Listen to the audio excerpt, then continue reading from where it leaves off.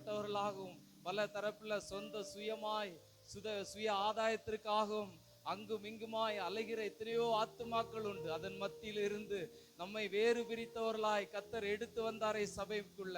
கத்தருக்கு நன்றி செலுத்துவோமா. நன்றி தகப்பனே, நன்றி ஆண்டவரே. இந்த ஓய்வு நாள்ல சபைக்குள்ள எங்களை அழைத்து வந்தீரே, உமக்கு நன்றி தகப்பனே. நன்றி செலுத்துவோம் கத்தருக்கு. நன்றி நன்றி நன்றியப்பா, உமக்கு நன்றி செலுத்துகிறோம் தகப்பனே. நன்றி ராஜா, நன்றி ராஜா, நன்றி ராஜா, நன்றி தகப்பனே, உமக்கு நன்றி செலுத்துகிறோம்.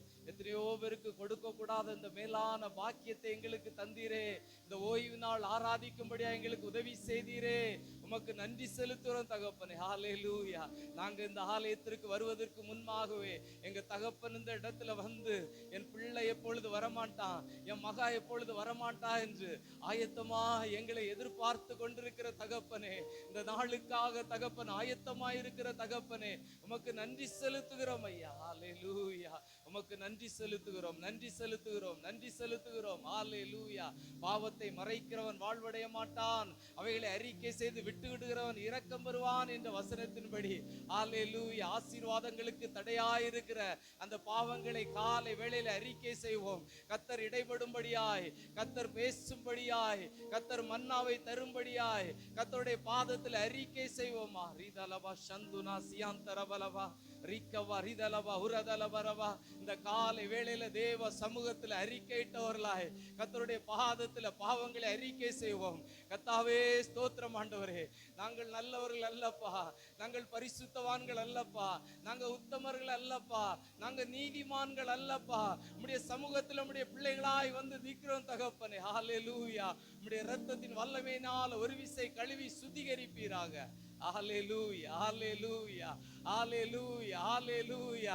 இந்த உலகுக்குள்ள நம்ம பிரவேசிக்கும் போது எவ்வளவு தூசிகள் நம்மை நிரப்பி அசுத்தப்படுத்துகிறதோ, அதே போல நம்முடைய இருதயத்துக்குள்ள ஆத்மாவையும் அசுத்தப்படுத்துவதற்காக சத்ருவானவன் எழும்பி நம்முடைய இருதயத்தை கரைப்படுத்தி கொண்டிருக்கிறானே.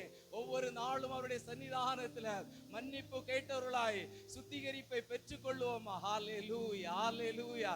நன்றியோடுமை ஸ்தோத்திரிக்கிறோம் ஐயா. சர்வாயுத வர்க்கத்தை தரித்தவர்களாய் உம்முடைய சன்னிதானத்தில் நிற்பதற்கு எங்களை தகுதிப்படுத்துவீராக. இயேசுவின் நாமத்தில் சத்ருவை எதிர்த்து நிற்பதற்கும் அவனுடைய சகல வல்லமைகளை மேற்கொள்வதற்கும் முறியடிப்பதற்குரிய அதிகாரத்தை எங்களுக்கு தந்திருக்கிற கர்த்தாவே, உமக்கு நன்றி செலுத்துகிறோம் ஆண்டவரே. இந்த காலை வேளையில் நம்முடைய பாதத்தில் வந்து அமர்ந்திருக்கிற எங்கள் ஒவ்வொருவரையும் பலப்படுத்துவீராக.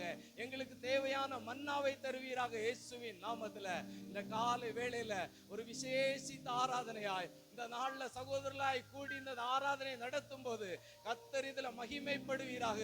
உம்முடைய பிரசன்னத்தினால் நிரப்புவீராக ஜெபிக்கிறோம். வருகிற ஒவ்வொருவரையும் ஆசீர்வதிப்பீராக. வருகிற ஒவ்வொருவரும் ஆசீர்வதிக்கப்பட்டவர்களாய் இருப்பார்களாக. இயேசுவின் நாமத்துல கர்த்தாவே உமக்கு நன்றி செலுத்துற தகப்பனே. ஆரம்பம் முதல் இறுதி வரை நீங்க பொறுப்பெடுத்துக் கொள்வீராக நீ ஜெபிக்கிறப்பா. இந்த நாளிலும் பாடுகிற பிள்ளைகள் ஆண்டவரே ஸ்தோத்திரம் ஆண்டவரே. உம்முடைய வார்த்தையை எடுத்து சொல்ல இருக்கிற உம்முடைய மகன் உம்முடைய தாசனை மறைத்து கர்த்தர் வெளிப்படுவீராக நீ ஜெபிக்கிறப்பா. உம்முடைய வார்த்தைகளை கேட்கும்படியாக உதவி செய்யுங்க ஆண்டவரே. எங்களை பலப்படுத்துவீராக, எங்களை பலப்படுத்துவீராக. ஹல்லேலூயா, ஹல்லேலூயா. உம்மை நன்றியோடு ஸ்தோத்திரிக்கிறோம், உம்மை நன்றியோடு துதிக்கிறோம் ஆண்டவரே. ஹல்லேலூயா. பலன் உள்ளவனுக்காகிலும் பலன் இல்லாதவனுக்காகிலும் உதவி செய்வது உமக்கு லேசான காரியம் தகப்பனே. உம்முடைய பாதத்தில் வந்திருக்கிற ஒவ்வொரு பிள்ளைகளையும் இன்று பலப்படுத்தி அனுப்புவீராக, இன்று திடப்படுத்தி அனுப்புவீராக. சோர்வோடு வந்திருக்கிற பிள்ளைகள் இன்று பலனடைந்து செல்வார்களாக. இயேசுவின் நாமத்தில் வருத்தப்பட்டு பாரம் சுமக்கிறவர்களே, நீங்கள் எல்லாரும் என்னிடத்துல வாருங்கள், நான் உங்களுக்கு இளைப்பாறுதல் தருவேன்னு சொன்ன என் தகப்பனுடைய பாதத்துல வருகிற ஒவ்வொரு பிள்ளைகளையும் இன்று பலப்படுத்தி மன்னாவை கொடுத்து அனுப்பீராக. இயேசுவின் நாமத்துல எல்லா பலகீனங்களும் மாறி போவதாக, வியாதிகள் நிர்மூலமாகுவதாக, கர்த்தருடைய கரம் இருப்பதாக நீ ஜெபிக்கிறேன். இந்த ஆலயத்துக்குள்ள கர்த்தர் இடைபடுவீராக நீ ஜெபிக்கிறேன். இயேசுவின் நாமத்துல கர்த்தர் பேசுவீராக நீ ஜெபிக்கிறேன். இயேசுவின் நாமத்துல ஆரம்பம் முதல் இறுதி வரை பொறுப்படுத்திக் கொள்ளுங்க. உடைய நாமம் மாத்திரம் மகிமைப்படுவதாக. இயேசுவின் மூலம் ஜெபிக்கிறேன் ஜீவன் நல்ல பிதாவே. ஆமென்.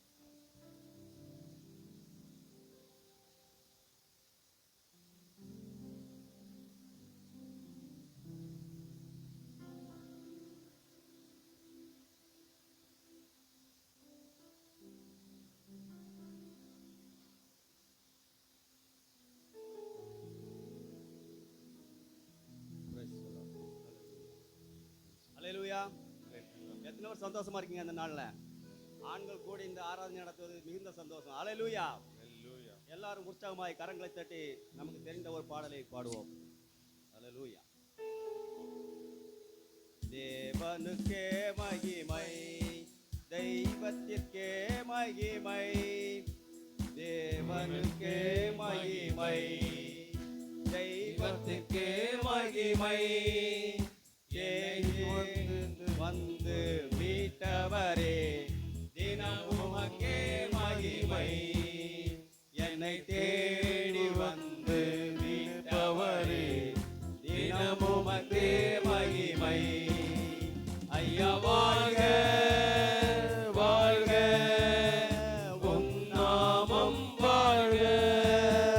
ஐயா வாழ்க வாழ்க, உம் நாமம் வாழ்க. உன்னதத்தில் தேவனுக்கே மகிமை உண்டாகட்டும். உன்னதத்தில் தேவனுக்கே மகிமை உண்டாகட்டும்.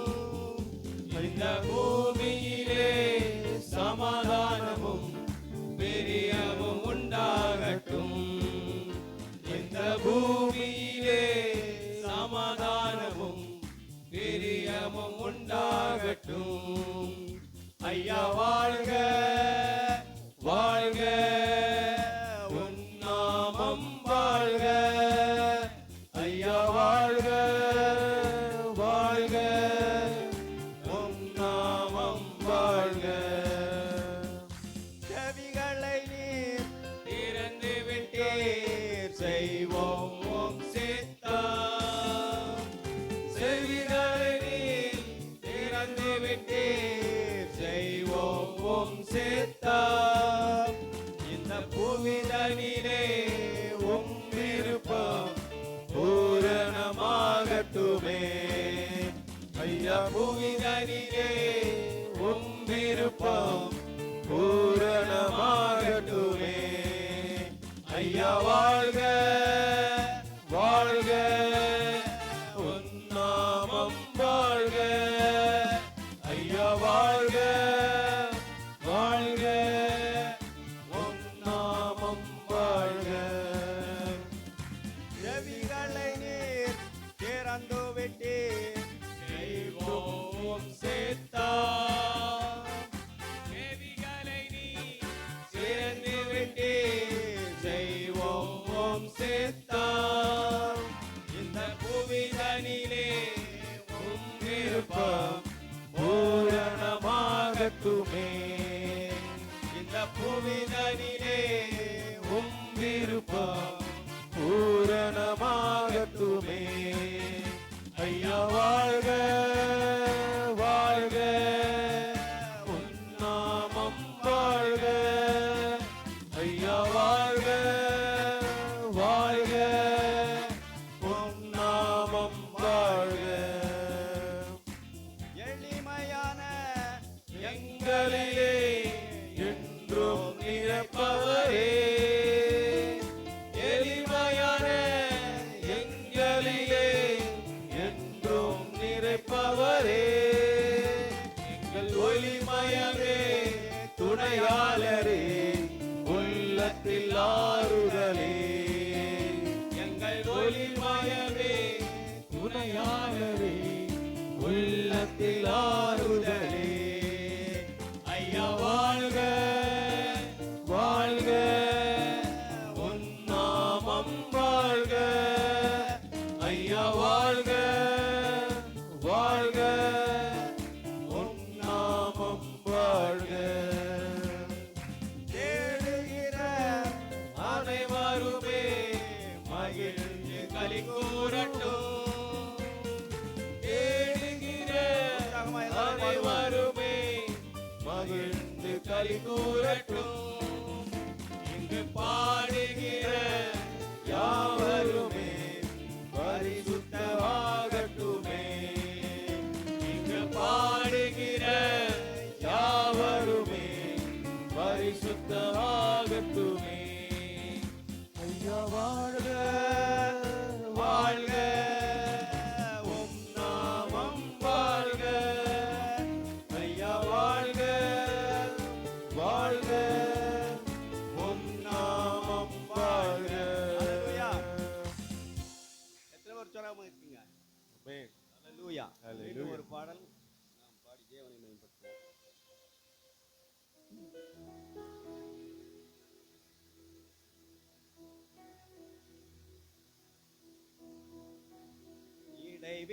நன்றி உமக்குத்தானே, இணையில்லா தேவன் உமக்குத்தானே, இடைவிடா நன்றி உமக்குத்தானே, இணையில்லா தேவன் உமக்குத்தானே.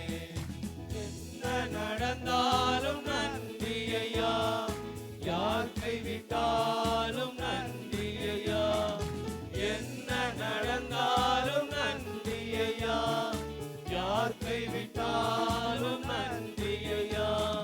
நன்றி நன்றி இடைவிடா நன்றி உமக்குத்தானே, இணையில்லா தேவன் உமக்குத்தானே, இடைவிடா நன்றி உமக்குத்தானே, இணையில்லா தேவன் உமக்குத்தானே. தேடி வந்தீரே நன்றி ஐயா, தெரிந்து கொண்டீரே நன்றி ஐயா, தேடி வந்தீரே நன்றி ஐயா, தெரிந்து கொண்டீரே நன்றி ஐயா. நன்றி நன்றி இடைவிடா நன்றி உமக்குத்தானே, இணையில்லா தேவன் உமக்குத்தானே, இடைவிடா நன்றி உமக்குத்தானே, இணையில்லா தேவன் உமக்குத்தானே. நிம்மதி தந்தீரே நன்றி ஐயா, நிரந்தரமானீரே நன்றி ஐயா, நிம்மதி தந்தீரே நன்றி ஐயா, நிரந்தரமானீரே நன்றி ஐயா. நன்றி நன்றி இடைவிடா நன்றி உமக்குத்தானே, இணையில்லா தேவன் உமக்குத்தானே, இடைவிடா நன்றி உமக்குத்தானே, இணையில்லா தேவன் உமக்குத்தானே. என்ன கண்டீரே நன்றி ஐயா, கண்ணீர் துடைத்தீரே நன்றி ஐயா, என்னை கண்டீரே நன்றி ஐயா, கண்ணீர் துடைத்தீரே நன்றி ஐயா.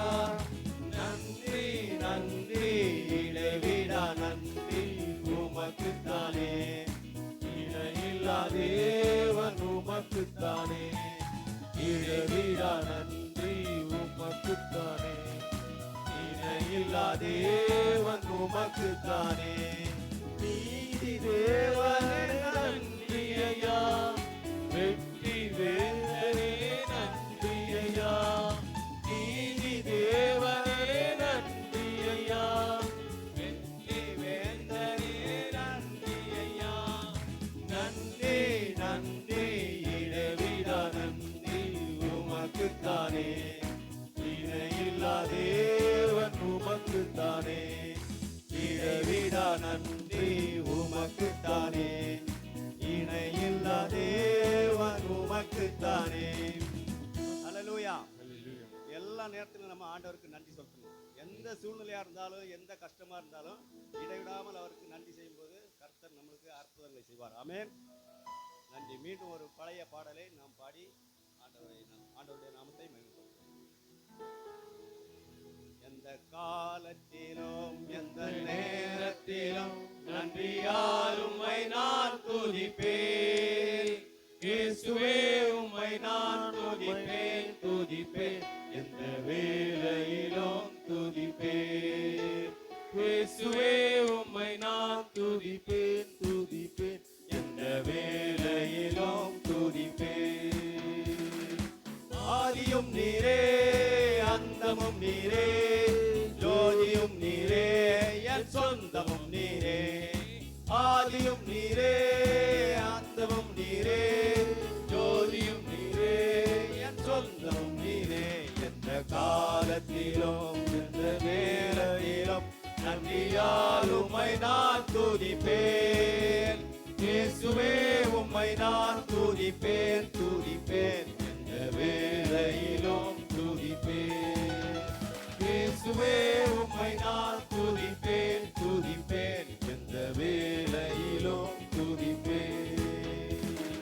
தாய் தந்தை நீரே தாயும் நீரே, தாவரம் நீரே என் தாரகம் நீரே, தாய் தந்தை நீரே தாரும் நீரே,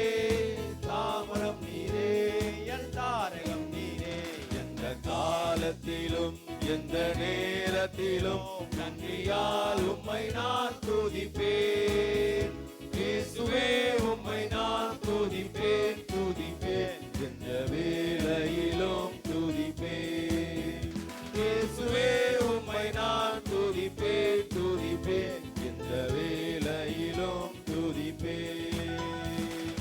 வாழ்விலும் நீரே, தாழ்விலும் நீரே, பாதையும் நீரே, என் பாதையும் நீரே.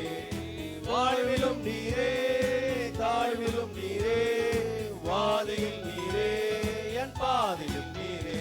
எந்த காலத்திலும் எந்த நேரத்திலும் நன்றியால் உம்மை நான் துதிப்பேன். இயேசுவே உம்மை நான் துதிப்பேன், துதிப்பேன், எந்த வேளையிலும் துதிப்பேன். இயேசுவே உம்மை நான் துதிப்பேன், துதிப்பேன், எந்த வேளையிலும் துதிப்பேன். வானிலும் நீரே, பூவிலும் நீரே, ஆழியில் நீரே, என் ஆபத்தில் நீரே. வானிலும் நீரே, பூவியில் நீரே, ஆழியில் நீரே, என் ஆபத்தில் நீரே. எந்த காலத்திலும் எந்த நேரத்திலும் நன்றியால் உம்மை நான் துதிப்பேன். இயேசுவே உம்மை நான் துதிப்பேன், துதிப்பேன், எந்த வேளையிலும் துதிப்பேன். இயேசுவே உம்மை நான் துதிப்பேன், துதிப்பேன், எந்த வேளையிலும் துதிப்பேன். துன்ப நேரத்தில் இன்பமும் நீரே, இன்னல் வேளையில் மாறாதவர் நீரே. துன்ப நேரத்தில் இன்பமும் நீரே, இன்னல் வேளையில் மாறாதவர் நீரே. எந்த காலத்திலும் எந்த நேரத்திலும் நன்றியால் உம்மை நான் துதிப்பேன். இயேசுவே உம்மை நான் துதிப்பேன், துதிப்பேன், எந்த வேளையிலும் துதிப்பேன். இயேசுவே உம்மை நான் துதிப்பேன், துதிப்பேன், எந்த வேளையிலும் துதிப்பேன். ஹல்லேலூயா. ஹல்லேலூயா.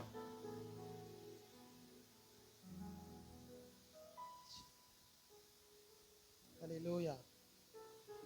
நிறைய பேர் பாட்டு பாடின மாதிரியே தெரியல, பாடுறவங்களே பார்த்துட்டு இருந்த மாதிரி இருந்துச்சு.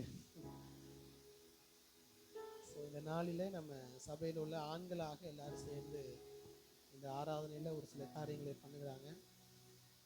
அதுக்காக தேவனை ஸ்தோத்திரத்திற்காக ஒரு வாரமாக ப்ராக்டிஸ் பண்ணி காரியங்களெல்லாம் அவங்க ஒழுங்குபடுத்தி செய்து கொண்டிருக்கிறார்கள். ஸோ தொடர்ந்து நம்ம கொஞ்சம் நேரம் தேவனை ஆராதிக்க போகிறோம். இருக்கிற இடங்களிலே நம்ம எல்லாரும் எழும்பி நின்று, வாய்ப்பு இருந்தால் நீங்கள் கொஞ்சம் முன்னாடி வந்துடுங்க. எம்டி இல்லை, சேர்ஸ் இல்லாதபடிக்கு இந்த லெஃப்ட் அண்ட் ரைட் ஹேண்ட் சைடில் ரொம்ப பின்னாடி இருக்குது. கொஞ்சம் முடிந்தவரை வாய்ப்பு இருக்கிறவங்க முன்னாடி வந்துருங்க.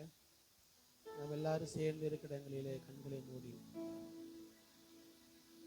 தேவன் நம்மை நடத்தி வந்த எல்லா பாதைகளையும் நினைத்து பார்த்தவர்களாக நாம் பாடின பாடலை போல நமக்கு எல்லாவற்றிலும் அவர் ஒருவரே நமக்கு துணையாளராக, நம்முடைய துன்பத்திலும் இன்பத்திலும் நம்மோடு கூட இருந்து நம்மை வழி நடத்தக்கூடிய நல்ல தேவனாக அவர் இருந்த தயவை எண்ணினவர்களாக உமக்கு நாங்கள் நன்றி செலுத்துகிறோம் அப்பா. உமக்கு நாங்கள் நன்றி செலுத்துகிறோம் ஆண்டவரே. உண்மை நாங்கள் ஸ்தோத்தரிக்கிறோம் அப்பா. உண்மை நாங்கள் உயர்த்துகிறோம் ஆண்டவரே. நேற்றும் இன்றும் என்றும் மாறாத எங்கள் நல்ல தகப்பனே உமக்கு நாங்கள் நன்றி செலுத்துகிறோம். 1-2 நிமிடங்கள் நம்முடைய வாய்களை திறந்து இந்த காலை ஆராதனையில் என்னென்ன வார்த்தைகளை சொல்லி அவரை ஆராதிக்க விரும்புகிறீர்களோ, என்னென்ன நாமங்களை சொல்லி, அவருடைய நாமம் எப்படிப்பட்ட நாமம் என்று சொல்லி, ஆண்டவரே நீர் எவ்வளவு நல்லவர், எவ்வளவு வல்லவர், எங்களுக்கு எல்லா சூழ்நிலையிலும் போதுமானவர், எங்களை வழி நடத்தக்கூடியவர், எங்களை காக்கின்ற தேவன், எங்களை காண்கின்றவரே உமக்கு நாங்கள் நன்றி செலுத்துகிறோம். எல்லாவற்றையும் பார்த்து கொள்ளுகிறவரே உமக்கு நாங்கள் நன்றி செலுத்துகிறோம். யெகோவா ஈரே உம்மை நாங்கள் ஸ்தோத்தரிக்கிறோம் அப்பா. யெகோவா ஷம்மா உம்மை நாங்கள் உயர்த்துகிறோம். எங்களுக்கு சமாதானத்தை தருகிறவரே உமக்கு நாங்கள் நன்றி செலுத்துகிறோம். ஒரு சில நாமங்களை சொல்லுங்க, உங்களுக்கு தெரிந்த நாமங்களை சொல்லி ஆண்டவரே உம்மை நாங்கள் உயர்த்துகிறோம் அப்பா. உம்முடைய இரத்தத்தை சிந்தி எங்களை மீட்டு கொண்டீரே உமக்கு நாங்கள் நன்றி செலுத்துகிறோம் ஆண்டவரே. கல்வாரி சிலுவையிலே உம்முடைய இரத்தத்தை சிந்தி அப்பா நீர் எங்களை மீட்டு கொண்டீரே, உமக்கு நாங்கள் நன்றி செலுத்துகிறோம் அப்பா. நன்றியோடு உம்மை நாங்கள் ஸ்தோத்தரிக்கிறோம் ஸ்தோத்தரிக்கிறோம் ஸ்தோத்தரிக்கிறோம். ஹல்லேலூயா. நீர் எல்லா துதிகளுக்கு பாத்திரர் ஆண்டவரே, எல்லா மகிமைக்கு பாத்திரர், எல்லா கனத்துக்கு பாத்திரர். நீர் ஒருவரே எங்களுடைய எல்லா ஆராதனைக்கு உரியவர் ஆண்டவரே. உம்மை நாங்கள் உயர்த்துகிறோம் அப்பா, உயர்த்துகிறோம் ஆண்டவரே. நன்றி செலுத்துகிறோம் நன்றி செலுத்துகிறோம் ஆண்டவரே. உண்மையே நாங்கள் நம்பி இருக்கிறோம் அப்பா.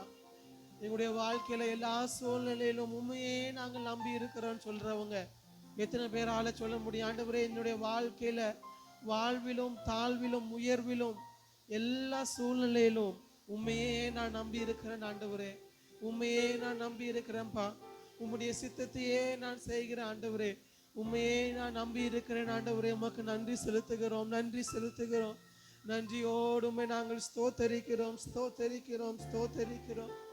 அவர் ஒவ்வொரு நாளும் நம்முடைய தகுதிக்கு மிஞ்சி நம்மை நடத்துகிறார்.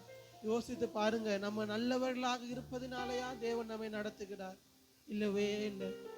நம்முடைய தகுதிக்கு மிஞ்சி நம்மை நடத்துகிற நல்ல தகப்பன் அவர். நாம் உண்மை இல்லாத நேரத்திலும் அவர் உண்மை உள்ளவராக இருக்கக்கூடிய தேவன் அவர். அவருடைய விலையேற பெற்ற இரத்தத்தை சிந்தி சேற்றிலிருந்து நம்மை அவருடைய மகனாக மகளாக தெரிந்து கொண்டிருக்கிறார். எத்தனை உயர்வான காரியம் அது!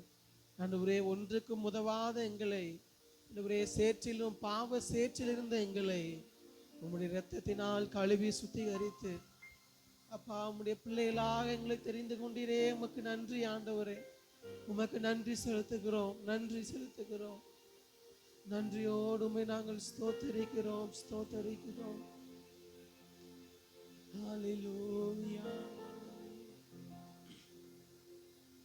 விலையேற பெற்ற உம் இரத்தத்தால் விடுதலை கொடுத்தீர். விலையேற பெற்ற உம் இரத்தத்தால் விடுதலை கொடுத்தீர். ராஜாக்களாக லேவியராக உமக்கென இருந்து கொண்டீர். ராஜாக்களாக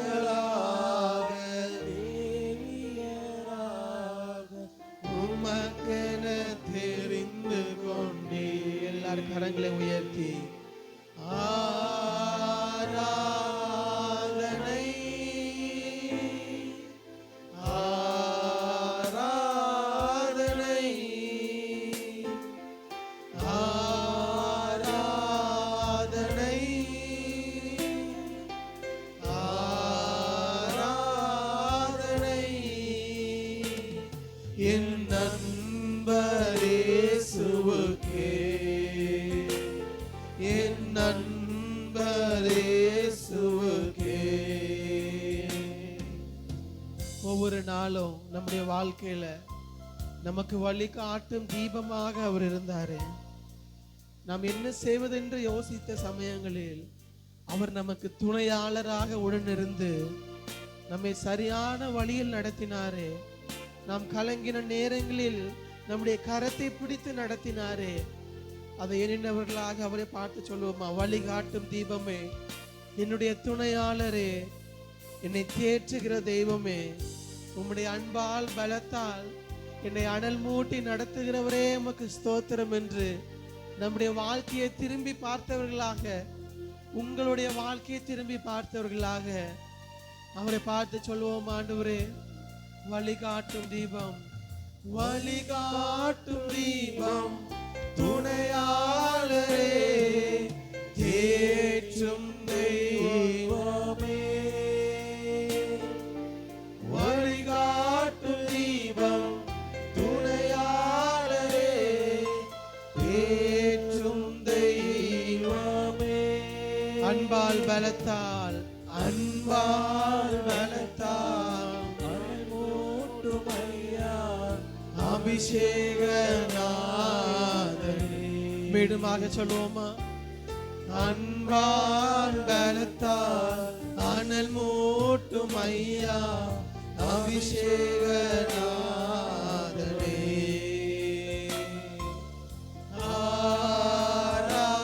ஆராதனை ஆராதனை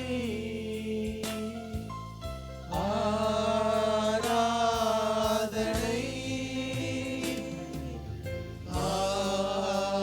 ஆராதனை என் நண்பர் இயேசுவுக்கே. ஆம் ஆண்டவரே, என் நண்பர் இயேசுவுக்கே. எப்போதும் இருக்கின்ற இனிமேலும் வருகின்ற எங்கள் ராஜா. எல்லாரும் கரங்களை உயர்த்தி சொல்லுவோமா? எப்போதும் இருக்கின்ற இனிமேலும் வருகின்ற எங்கள் ராஜா.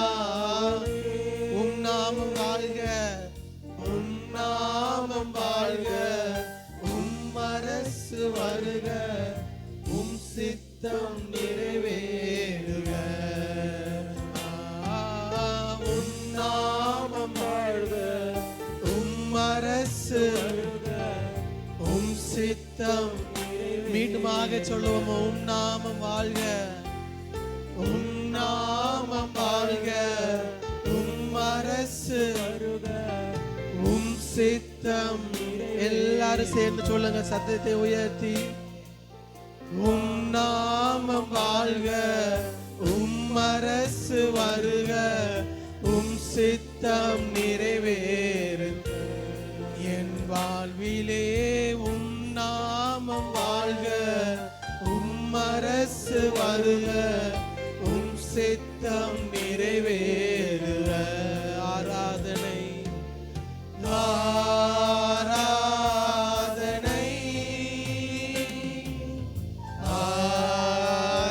ஆராதனை உம் ஒருவருக்கே. ஆராதனை ஆராதனை என் நண்பர் இயேசுவுக்கே. என் நண்பர் இயேசுவுக்கே. வல்லவரே நல்லவரே ஆராதனை ஆராதனை. எல்லாரும் சேர்ந்து சொல்லுவோமா? வல்லவரே, நீர் வல்லவர் ஆண்டவரே. நல்லவரே, நீர் எப்போதும் நல்லவராகவே இருக்கிறீர். ஆராதனை ஆராதனை. உம்மல்ல செயல்கள் நினைத்து நினைத்து உள்ளமே பொங்குதை. அவர் செய்த நன்மைகள் எல்லாம் நினைத்து உம்மல்ல செயல்கள் நினைத்து நினைத்து உள்ளமே பொங்குதையா. நல்லவரே, நன்மை செய்தவரே, நல்லவரே, நன்மை செய்தவரே, உமக்கே நன்றி நன்றி ஐயா. சபையார் எல்லாரும் சேர்ந்து சொல்லுங்க. நல்லவரே, நன்மை செய்தவரே, நன்றி ஐயா, நன்றி ஐயா. நல்லவரே வல்லவரே ஆராதனை ஆராதனை. நல்லவரே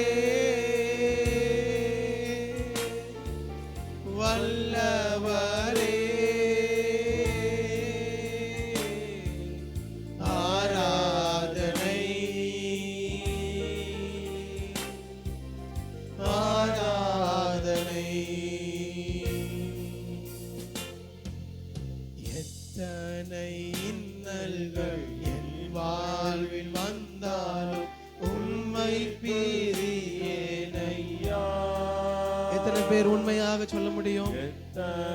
என்னுடைய வாழ்க்கையில எந்த சூழ்நிலையாக இருந்தாலும் உம்மை பிரிய மாட்டாண்டவரே, சித்தமை செய்து சாட்சியாய் வாழ்வேன். நிச்சயம் நிச்சயம். ஒரு அர்ப்பணிப்போடு சொல்லுங்க. சித்தமை செய்து சாட்சியாய் வாழ்வேன். நிச்சயம் நிச்சயமே. ஒரு விஷயம் நம்ம எல்லாரும், ஆண்டவரே என்னுடைய வாழ்க்கையில எந்த சூழ்நிலையாக இருந்தாலும் உம்மை நான் பிரிய மாட்டேன் ஆண்டவரே. எத்தனை இன்னல்கள், எத்தனை சோர்வுகள், எத்தனை போராட்டங்கள் என்னுடைய வாழ்க்கையில வந்தாலும் ஆண்டவரே உம்முடைய சித்தம் செய்வதே எங்களுடைய தலையாய நோக்கமாய் இருக்கட்டும் ஆண்டவரே. உம்முடைய சித்தத்தை செய்து உமக்கு சாட்சியாய் வாழ்வதே எங்களுடைய இதயத்தின் ஏக்கமாகட்டும் அப்பா. இந்த காலை நேரத்துல நாங்கள் ஆராதிக்கிற இந்த வேளையில ஆண்டவரே நாங்கள் வாழ்கிற இந்த வாழ்க்கை அது உம்முடைய சித்தத்தை செய்கிற வாழ்க்கையாக இருக்கணும். உம்முடைய நோக்கத்தை நிறைவேற்றுகிற ஒரு வாழ்க்கையாக இருக்கணும். எல்லாரும் ஆண்டவர் இடத்துல அப்படிப்பட்ட அர்ப்பணிப்போடு கூட ஆண்டவரே எந்த சூழ்நிலையாக இருந்தாலும் உம்முடைய சித்தத்தை செய்து சாட்சியாய் நான் வாழ்வேன் என்று சொல்லுகிறவங்க எல்லாரும் கரங்களை உயர்த்தி அவரை பார்த்து இது ஒரு அறிக்கையாக, விசுவாச அறிக்கையாக அவர் இடத்துல சொல்லுவோமா? எத்தனை இன்னல்கள் என் வாழ்வில் உம்மை. உங்களுடைய சத்தம் உயரட்டும். ஆண்டவரிடத்துல பார்த்து சொல்லுங்க. எத்தனை இன்னல்கள் என் வாழ்வில் வந்தாலும் உம்மை பிரியேனையா. சித்தமே செய்து சாட்சியாய் வாழ்வே. நிச்சயம் நிச்சயமே. சித்தமே செய்து சாட்சியாய் வாழ்வே. நிச்சயம் நிச்சயமே. வாழ்ந்தாலும் வாழ்ந்தாலும் உம்மோடுதான், மரித்தாலும் உம்மோடுதான். எல்லாரும் சேர்ந்து சொல்லுவோமா? வாழ்ந்தாலும் இயேசுவுக்கா, மரித்தாலும் இயேசுவு. மீண்டுமாக சொல்லுவோமா? வாழ்ந்தாலும் வாழ்ந்தாலும் இயேசுவுக்கா, மரித்தாலும் இயேசுவுக்கா. நான் வாழ்ந்தாலும் வாழ்ந்தாலும் இயேசுவுக்கா, மரித்தாலும் இயேசுவுக்கா. வெறுமையான பாத்திரம் நான் வெறுத்து தள்ளாமலே நீரம்பி வாழியும் பாத்திரமா விளங்க செய்யுமே. ஆண்டவரை பார்த்து சொல்லுவோம். ஆண்டவரே நான் வெறுமையான பாத்திரம், நீர் என்னை வெறுத்து தள்ளல ஆண்டவரே. வெறுத்து தள்ளாமலே நீரம்பி வாழியும் பாத்திரமா விளங்க செய்தியும். வேதத்தில் காணும் பாத்திரமெல்லாம், வேதத்தில் காணும் பாத்திரமெல்லாம் இயேசுவை போற்றிடுதே. என்னையும் அவ்வித பாத்திரமாய் வணைந்து கொள்ளுமே. வேதத்தில் காணும் இயேசுவை போற்றிடுதே. இயேசுவை போற்றிடுதே. என்னையும் அப்படி மாத்துங்க ஆண்டவரே சொல்லுவோமா? என்னையும் அவ்வித பாத்திரமாய் வணைந்து கொள்ளுமே. கூயவனே கூயவரே படைப்பின் காரணரே,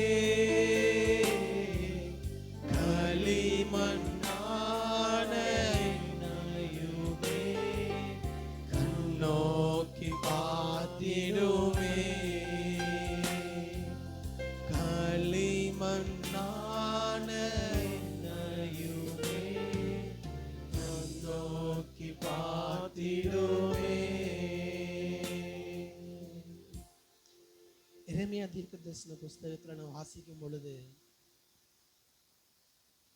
குயவன் கையில் உள்ள அந்த களிமண் கெட்டு போயிடுச்சு. ஆனாலும் அந்த குயவன் அதன் மேல் கிருபையாக இரக்கமாக அதை மீண்டுமாக எடுத்து என்ன பண்றாருன்னா வேற ஒரு நல்ல பாத்திரமாக வணைகிறார். அந்த களிமண் அந்த குயவனுடைய கையில எப்பொழுது வணைந்து கொடுக்கிறதோ, அந்த குயவனுடைய கைக்கு ஏற்றாற் போல எப்பொழுது வளைந்து கொடுக்கிறதோ அப்பொழுதுதான் அந்த குயவன் விரும்புகிற பாத்திரமாக அந்த களிமண்ணால் மாற முடியும்.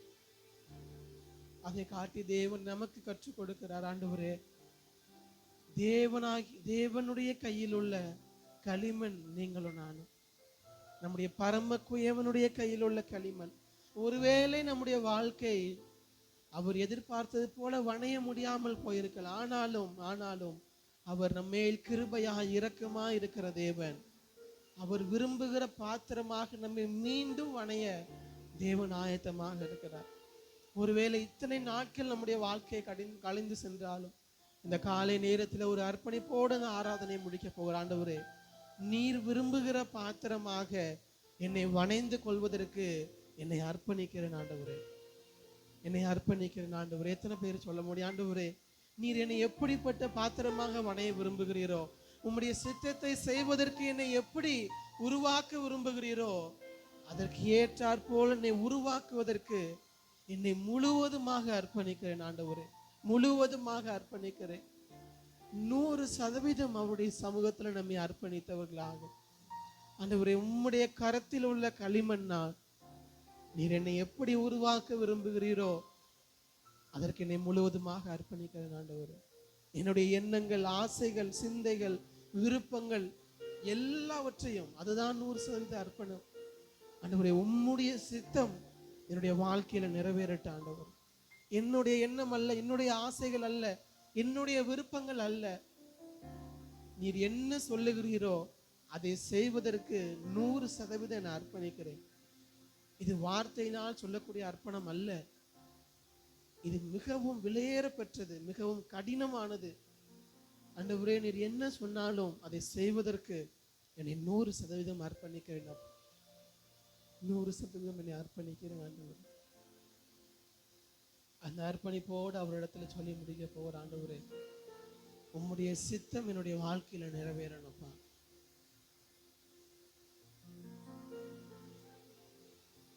உம் நாமம் வாழ்க, உம் அரசு வருக, உம் சித்தம் என் வாழ்விலே. உம் நாமம் வாழ்க, உம் அரசு வருக, உம் சித்தம் நிறைவேறுக.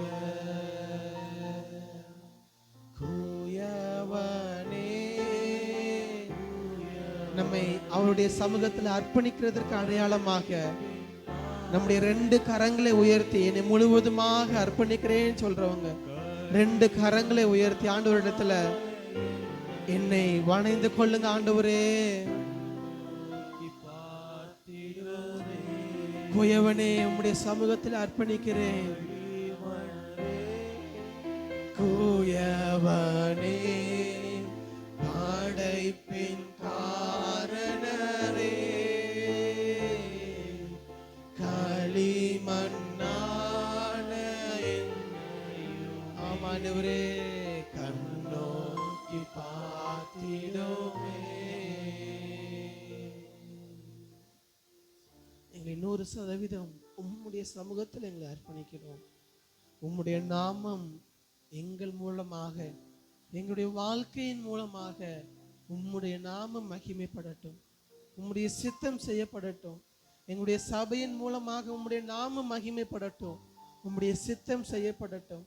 எங்களுடைய குடும்பத்தின் மூலமாக உம்முடைய நாமம் மகிமைப்படட்டும், உம்முடைய சித்தம் செய்யப்படட்டும்.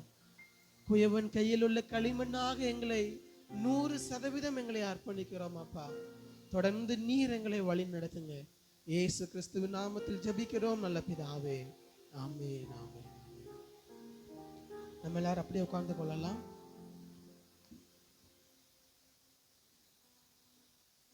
ஹல்லேலூயா. ஹல்லேலூயா. ஆமென். நம்ம இருக்கிறவர்கள் நீங்கள் முடிந்தவரை பின்னாடி லேட்டாக வரவங்களுக்கு இடம் கொடுங்க.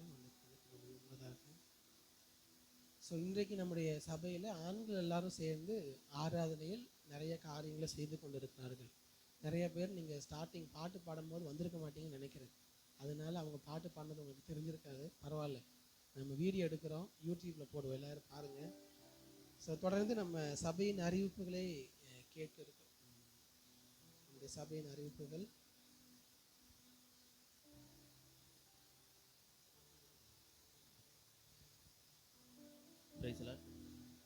தேவனுக்கு மகிமை உண்டாவதாக. இந்த நாளிலும் இந்த ஆராதனைக்கு பங்கேற்ற ஒவ்வொருவரும் இயேசு கிறிஸ்து நாமத்தினால் சார்பாகவும் ஆண்களுக்கு சார்பாகவும் உங்களை வாழ்த்து வரவேற்கிறோம்.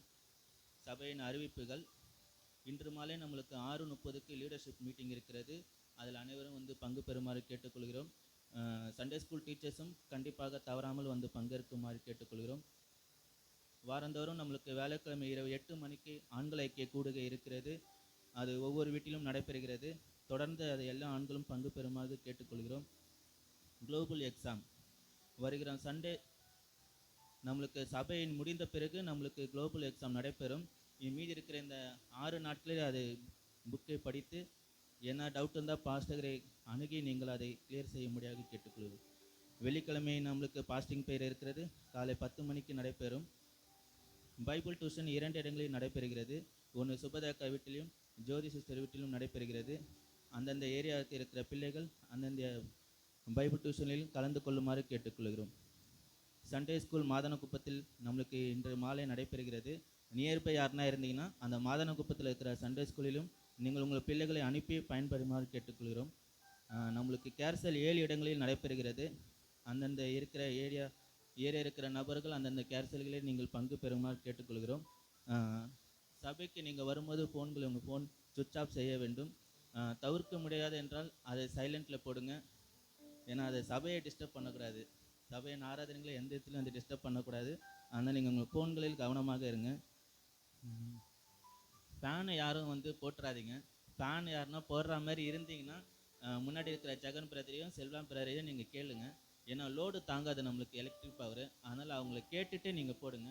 அப்படி போகிற மாதிரி இருந்தால் அவங்க ஒரு ஏசி ஆஃப் பண்ணிவிட்டு அதுக்கப்புறம் ஃபேன் போடுவாங்க. ஸோ நீங்கள் ஃபேனு போகிற மாதிரி இருந்தால் நீங்கள் இவங்களை 2 பேர்களை நீங்கள் அணுகிக்கிட்டு அதை நீங்கள் பயன்படுங்க. ஸோ வருகிற நம்மளுக்கு நாளிலிருந்து ஃப்ரைடே வரைக்கும் நம்மளுக்கு மார்னிங் டிவிஷன் இருக்குது. 5 மணிலேருந்து 6 மணி வரைக்கும் இந்த ப்ரேயர்களை நம்ம அனுசரிக்க இருக்கிறோம். போதகர் உங்களுக்கு அதை குறித்து எக்ஸ்பிளைன் செய்வார். ஆஃபரிங் இருக்கணும். உங்கள் கரங்களில் உங்களுக்கு காணிக்கைகளை எடுத்துக்கொள்ளுங்கள். இது நம்ம தேவனுக்காக படைக்கிற நேரம்.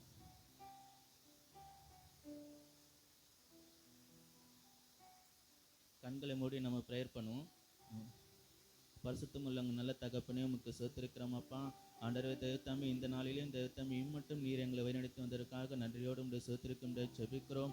ஆண்டவரே தேவத்தாமி ஆண்டவரே இந்த ஆராதனையிலே தேவத்தாமி உண்மை நாங்கள் துதித்து உண்மை போற்றி தேவத்தாமி வந்திருக்கிறோம் அப்பா. இந்த வேலையிலும் தேவத்தாமி உமக்கு நாங்கள் உண்மை காணிக்கைகளை செலுத்தி உண்மை மகிமைப்படுத்தும்படியாக வேண்டிக்கொள்ளும் செபிக்கிறோம். கொடுக்கிறதான ஒவ்வொரு காணிக்கையும் தேவத்தாமி நீர் அங்கீகரிக்கும்படியாக வேண்டிக்கொள்ளும் செபிக்கிறோம். ஆண்டவரே கொடுக்கிறதான ஒவ்வொரு பிள்ளைகளையும் தேவத்தாமி 100 மடங்காக தேவத்தாமி நீங்கள் 1000 மடங்காக ஆசீர்வதிக்கும்படியாக வேண்டிக் கொள்கிறோம் அப்பா. அவர்கள் குடும்பங்களிலும் தேவத்தாமி எண்ணியுமாவும் குறையில்லாமல் தேவத்தாமி நீர் அவர்களை கரம்பிடித்து வழிநடத்தி செல்லும்படியாக வேண்டிக் கொள்கிறோம். ஆண்டவரே இந்த காணிக்கை மூலமாக இந்த ராஜ்யம் கட்டும்படியாகவும் தேவத்தாமி உதவி செய்யுங்கப்பா. நீங்கள் தேவத்தாமி மகிமைப்படும்படியாக வேண்டிக் கொள்ளும் செபிக்கிறோம். கொடுக்குற ஒவ்வொரு காரியங்களையும் தேவத்தாமி இன்னும் அதிகமாக கொடுக்க தேவத்தாமி ஆசீர்வதிங்க. இன்னும் அவர்கள் குடும்பங்களிலும் தேவத்தாமி உடைய கரம் தேவத்தாமி கூட இருந்து வழிநடத்தி செல்லும்படியாக வேண்டிக் கொள்ளும் செபிக்கிறோம். பெரிய காரியங்கள் செய்யுங்க. துதிகன மகிமை எல்லாம் ஒருவருக்கு செலுத்துகிறோம். இப்போ இயேசு கிறிஸ்துவை ஜெபிக்கிறோம் எங்கள் ஜீவனுடைய நல்ல வல்லபிதாவே, ஆமீன். இப்பொழுது நம்ம மத்தியில் இருக்கிற பிரதர் கண்ணன் அவர்கள் சிறப்பு பாடல்கள் பாடுவார். காணிக்கை பாட்டு.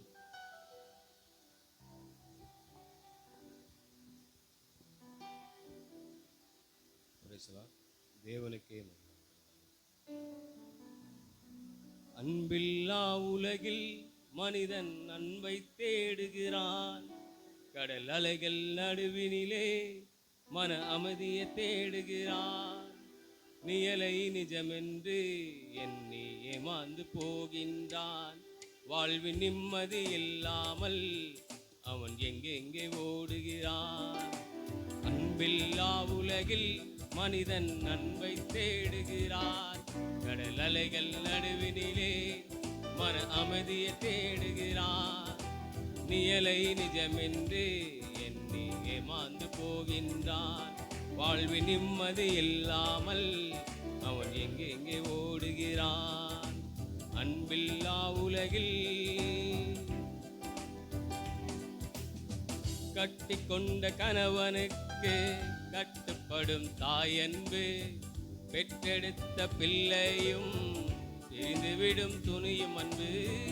கட்டிக்கொண்ட கணவனுக்கு கட்டுப்படும் தாயன்பு, பெற்றெடுத்த பிள்ளையும் பிரிந்துவிடும் துணியும் அன்பு.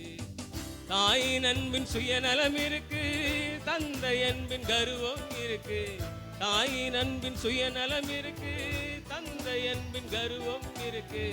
அப்பா இயேசு கிறிஸ்துவின் அன்போ ஜீவனையே தந்திருக்கு. அப்பா இயேசு கிறிஸ்துவின் அன்போ ஜீவனையே தந்திருக்கு. அன்பில் உருவானவர், ஆறுதல் தருபவர், உனக்குள் இருப்பவர், உண்மை உள்ளவர், மண்ணுயிரை மீட்க தன்னுயிரை கொடுத்த மன்னாதி மன்னனேசு அன்பை மறந்து. அன்பில்லா உலகில் மனிதன் அன்பை தேடுகிறான். கடல் அலைகள் நடுவினிலே மன அமைதியை தேடுகிறான்.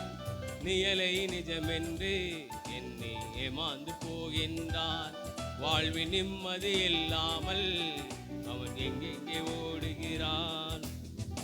கண்களிலே கண்ணீர் வந்தால் கர்த்தரேசு கலங்கிடுவார். உன் கண்ணீரை தரையின் கீழே சிந்திடவே விடமாட்டார். கண்களிலே கண்ணீர் வந்தால் கர்த்தரேசு கலங்கிடுவார். உன் கண்ணீரை தரையின் கீழே சிந்திடவே விடமாட்டார். உள்ளங்கையில் எந்திடுவாரே, மனதுருகி நின்றிடுவாரே. உள்ளங்கையில் எந்திடுவாரே, மனதுருகி நின்றிடுவாரே. உலகு அம்மா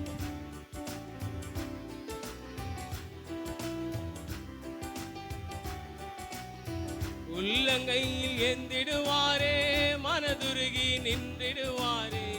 உள்ளங்கையில் எந்திடுவாரே, மனதுருகி நின்றிடுவாரே. உண்மை அன்பில் உலகில் இல்லை, உயிர் கொடுத்த இயேசுவில் உண்டு. உண்மை அன்பில் உலகில் இல்லை, உயிர் கொடுத்த இயேசுவில் உண்டு. அன்பில் உருவானவர், ஆறுதல் தருபவர், உனக்குள் இருப்பவர், உண்மை உள்ளவர், மண்ணுயிரை மீட்க தன்னுயிரை கொடுத்த மன்னாதி மன்னனேசு அன்பை மறந்து. அன்பில்லா உலகில் மனிதன் அன்பை தேடுகிறான். கடல் அலைகள் நடுவினிலே மன அமைதியை தேடுகிறான். நியலை நிஜமென்று எண்ணி ஏமாந்து போகின்றான். வாழ்வின் நிம்மதி இல்லாமல் அவன் எங்கெங்கே ஓடுகிறான். உலகம் ஒன்றில் காட்டும் பாசம் வேஷம் என்று தெரிஞ்சுக்கணும். சொந்த பந்த அன்பெல்லாம் கால நீர் புரிஞ்சுக்கணும். உலகம் ஒன்றில் காட்டும் பாசம் வேஷம் என்று தெரிஞ்சுக்கணும். சொந்த பந்த அன்பெல்லாம் கால நீர் புரிஞ்சுக்கணும். உள்ளங்கையில் உன்னை வரைந்து உயிர் கொடுத்தா தெரிஞ்சுக்கணும். உள்ளங்கையில் உன்னை வரைந்து உயிர் கொடுத்தா தெரிஞ்சுக்கணும். இயேசுவிடம் நிம்மதி உண்டு, அன்பு உண்டு, நீ வரணும். இயேசுவிடம் நிம்மதி உண்டு, அன்பு உண்டு, நீர் வரணும். அன்பில் ஒருவானவர், ஆறுதல் தருபவர், உனக்குள் இருப்பவர், உண்மை உள்ளவர், மண்ணுயிரை மீட்க தன்னுயிரை கொடுத்த மன்னாதி மன்னனேசு அன்பை மறந்து. அன்பில்லா உலகில் மனிதன் அன்பை தேடுகிறான். கடல் அலைகள் நடுவினிலே மன அமைதியை தேடுகிறான். நியலை நிஜமென்று எண்ணி ஏமாந்து போகின்றான். வாழ்வின் நிம்மதி இல்லாமல் அவன் எங்கெங்கே ஓடுகிறான். அன்பில்லா உலகில் மனிதன் அன்பை தேடுகிறான். கடல் அலைகள் நடுவினிலே மன அமைதியை தேடுகிறான்.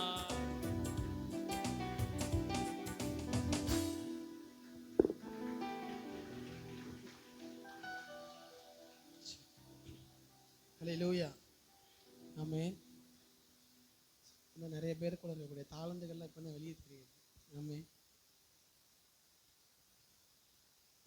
ஒரு சில முக்கியமான அறிவிப்புகளை மாத்திரம் நான் மீண்டுமாக சொல்ல விரும்புகிறேன்.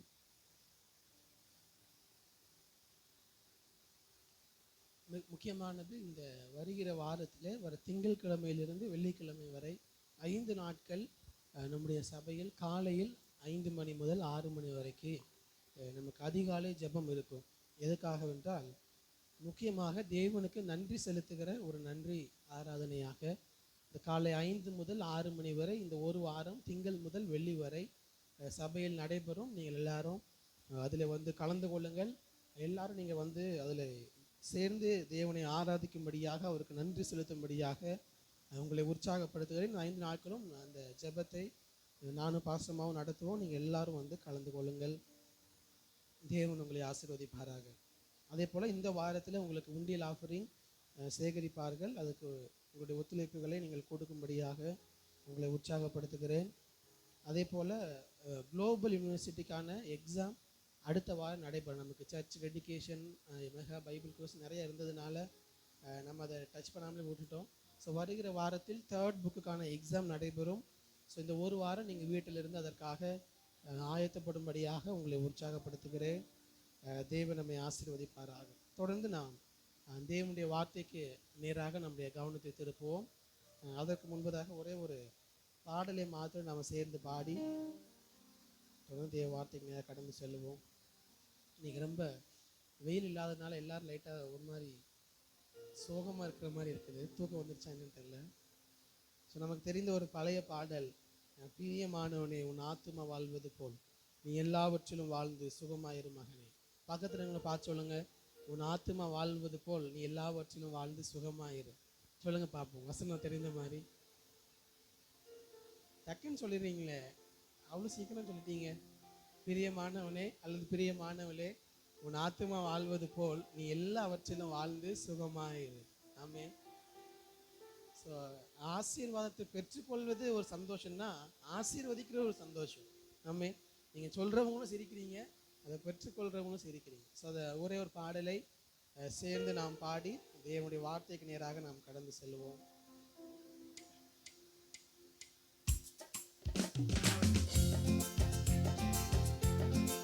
எல்லாரும் கரங்களை தட்டி பாடுவோம் உற்சாகமாக.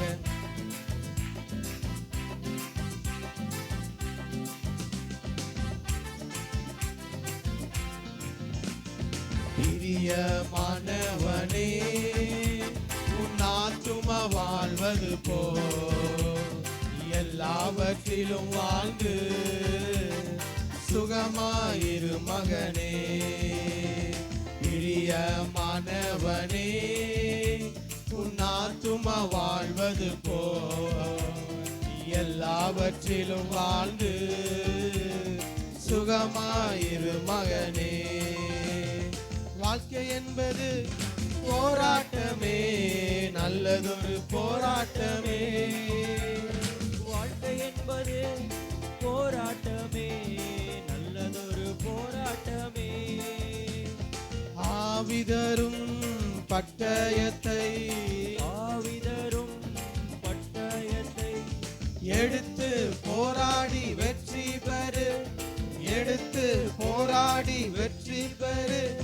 பிரியமானவனே உன் ஆத்துமா வாழ்வது போல் நீ எல்லாவற்றிலும் வாழ்ந்து சுகமாயிரு மகனே.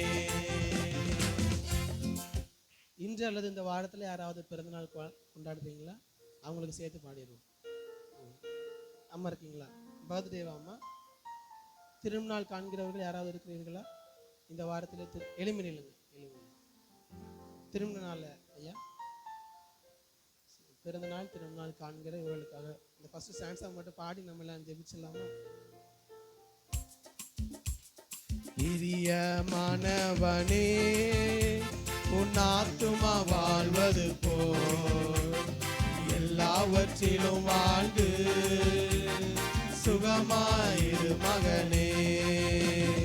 பிரியமானவனே உன் ஆத்துமா வாழ்வது போல் நீ எல்லா எல்லாவற்றிலும் வாழ்ந்து சுகமாயிரு மகனே.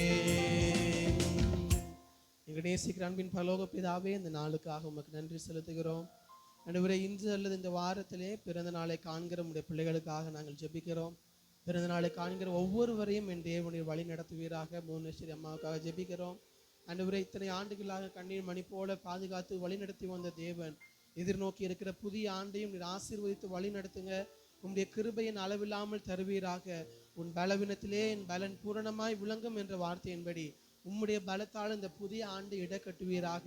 புதிய அபிஷேகத்தினாலும் புதிய ஊழியங்களினாலும் நீர் நிரப்பி வழி நடத்தும்படியாய் நாங்கள் ஜெபிக்கிறோம். அதே போல திருநாளை காண்கிற உடைய பிள்ளைகளுக்காக நாங்கள் ஜெபிக்கிறோம். ஆண்டவரே, சாமில் ராஜன் பிரதருக்காக, அவங்க மனைவிக்காக ஜெபிக்கிறோம். கீதா சிஸ்டருக்காக, அவங்க கணவருக்காக நாங்கள் ஜெபிக்கிறோம். பிரபாகரன் பிரதருக்காக, அவங்க மனைவிக்காக நாங்கள் ஜெபிக்கிறோம். ஆண்டவரே, இந்த 3 தம்பதிகளையும் உம்முடைய கரத்தில் தருகிறோம். ஆண்டவரே, உம்முடைய அநாதி தீர்மானத்தின்படி இணைத்த தேவன், இணைத்த நாள் முதல் இந்நாள் வரை நடத்தி வருகிறீர். ஆண்டவரே, குடும்ப வாழ்க்கையில எத்தனையோ சூழ்நிலைகள், கரடு முரடான பாதைகள் இருந்தாலும் ஆண்டவரே, இந்த ஓட்ட பந்தயத்துல ஜெயத்துடன் ஓடுவதற்கு, இந்த புதிய ஆண்டை ஜெயத்துடன் சுதந்திரித்துக் கொள்வதற்கு பரிசுத்த ஆவியானவர் உம்முடைய பிள்ளைகளுக்கு கிருபை தருவீராக. ஆண்டவரே, நாங்கள் பாடின பாடலை போல, பிரியமானவனே உன் ஆத்துமா வாழ்வது போல் நீ எல்லாவற்றிலும் வாழ்ந்து சுகமாய் இருப்பாயாக என்ற வார்த்தையின்படி ஆண்டவரே, நாங்கள் சபையாராக அவர்களை ஆசீர்வதித்து ஜெபிக்கிறோம். உம்முடைய ஆசீர்வாதம் அவர்களோடு குடும்பத்தோடு என்றென்றும் தங்கி இருக்கட்டும். ஆண்டவரே, அந்த வீட்டை ஆசீர்வதித்து வழி நடத்துங்க. ஆண்டவரே, எதிர்நோக்கி இருக்கிற புதிய ஆண்டு குடும்பமாக ஆண்டவரே, சபையோடு அநேக ஊழியங்களை செய்வதற்கு ஆண்டவரே நீர் கிருபைகளை தந்து வழி நடத்துங்க. அநேகருக்கு அவர்களை ஆசீர்வாதமாக வைப்பீராக. எல்லாவற்றையும் திருக்கரத்தில் ஒப்புக் கொடுக்கிறோம். இயேசு கிறிஸ்துவின் நாமத்தில் ஜெபிக்கிறோம் நல்ல பிதாவே, ஆமென், ஆமென். நம்ம எல்லாரும் கரங்களை தட்டி அவர்களை வாழ்த்துவோம். முன்பதாக வந்து நீங்க உங்களுடைய கிஃப்ட்டை வாங்கிக்கோங்க. முன்பதாக வந்து கணவன் மனைவியா இருந்தீங்கன்னா சேர்ந்து வாங்க, இல்லைன்னா தனியா. பிரபாகர்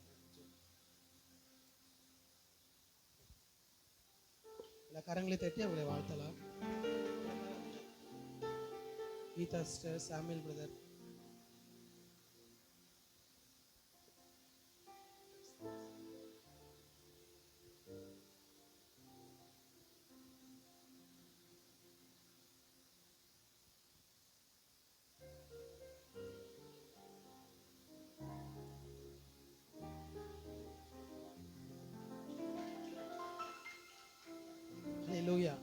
இன்று அல்லது இந்த வாரத்தில்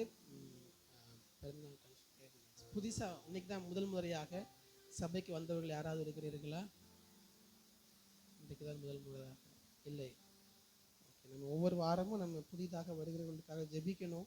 வரலைன்னா நம்ம சரியாக இன்னும் ஜெபிக்கணும்னு அர்த்தம். இன்னும் நம்ம உற்சாகமாக ஒவ்வொரு வாரமும் ஆண்டவர் நமக்கு புதிய புதிய ஆத்துமாக்களை தரணும். எம்டி சேர்ஸ் இல்லாத வகையில் எப்போதும் நம்ம எல்லா சேரையும் போட மாட்டோம். கொஞ்சம் சேர்ஸ் பின்னாடி வச்சுருவோம். ஆனாலும் நான் தான் எல்லா சேரையும் போடுங்கன்னு சொல்லியிருக்கிறேன். ஏன்னா எம்டி சேர்ஸ் பார்க்கும் பொழுது தான் நமக்கு எல்லா சேரும் ஃபுல் ஆகணுங்கிற எண்ணம் வரும். நம்ம அவர்களுக்காக எத்தனையோ ஆத்துமாக்கள் வெளியே இருக்கிறாங்க, அவர்களுக்காக ஜெபிக்க வேண்டியது நம்முடைய கடமை. தொடர்ந்து ஜெபிப்போம். தேவன் இந்த வருடத்திலே அநேக ஆத்துமாக்களை கொள்ளை பொருளாக நமக்கு தர போதுமானவராக இருக்கிறார். இந்த செப்டம்பர் மாதத்திற்கான வாக்குத்தத்த வார்த்தையாக ஒரு வசனத்தை எடுத்து வாசிப்போம். எரேமியா எழுதின தீர்க்க தரிசன புஸ்தகம் 17வது அதிகாரம். எரேமியா எழுதின தீர்க்க தரிசன புஸ்தகம் 17வது அதிகாரம் 7வது வசனத்தை ஒரு வாசியுங்கள். கர்த்தர் மேல் நம்பிக்கை வைத்து கர்த்தரை தன் நம்பிக்கையாக கொண்டிருக்கிற மனுஷன் பாக்கியவான். 8வது வசனத்தை வாசிங்க. அவன் தண்ணீர் அண்டையில் நாட்டப்பட்டதும் கால்வாய் ஓரமாக தன் வேர்களை விடுகிறதும் உஷ்ணம் வருகிறதை காணாமல் இலை பச்சையாய் இருக்கிறதும் மழை தாழ்ச்சியான வருஷத்திலும் வருத்தமின்றி தப்பாமல் கனி கொடுக்கிறதுமான மரத்தை போல் இருப்பான். அல்லேலூயா. எல்லாரும் சேர்ந்து சொல்லுவோம் அல்லேலூயா. ஆமென். அந்த 7வது வசனத்தை எல்லாரும் சேர்ந்து வாசிப்போமா? எரேமியா 17 7வது வசனம். எல்லாரும் சேர்ந்து அந்த வசனத்தை அறிக்கையிட்டு வாசிப்போம். கர்த்தர் மேல் நம்பிக்கை வைத்து கர்த்தரை தன் நம்பிக்கையாக கொண்டிருக்கிற மனுஷன் பாக்கியவான். மீண்டுமாக, கர்த்தர் மேல் நம்பிக்கை வைத்து கர்த்தரை தன் நம்பிக்கையாக கொண்டிருக்கிற மனுஷன் பாக்கியவான். எதுக்காக வாசிக்க சொல்கிறோன்னா, நம்ம வாசிக்கும் பொழுதே அதை அறிக்கையிட்டு என்ன பண்ணுறோம் அப்படின்னா, நம்முடைய இருதயத்தில் அதை நம்ம ஏற்றுக்கொள்ளுகிறோம். ஒருவேளை ஒரு சிலருக்கு வாசிக்க தெரியாமல் இருக்கலாம். அவங்களுக்கு நம்ம எல்லாரும் சேர்ந்து வாசிக்கும் போதே அவங்க மனசில் என்ன பண்ணிடுவாங்கன்னா எடுத்துப்பாங்க. இன்னும் ஒரு முறை எல்லாரும் சேர்ந்து சொல்லணுமா, ஈஸியான வசனம் தான். கர்த்தர் மேல் நம்பிக்கை வைத்து கர்த்தரை தன் நம்பிக்கையாக கொண்டிருக்கிற மனுஷன் பாக்கியவன். இந்த வசனத்தை இந்த மாதம் முழுவதும், இந்த செப்டம்பர் மாதம் முழுவதும் நீங்கள் உங்களுடைய இருதயத்தில் வைத்து கர்த்தர் மேல் நம்பிக்கை வைத்து கர்த்தரையே தன் நம்பிக்கையாக கொண்டிருக்கிற மனுஷன் பாக்கியவான் என்று சொல்லி தேவனிடத்தில் ஜெபியுங்கள்.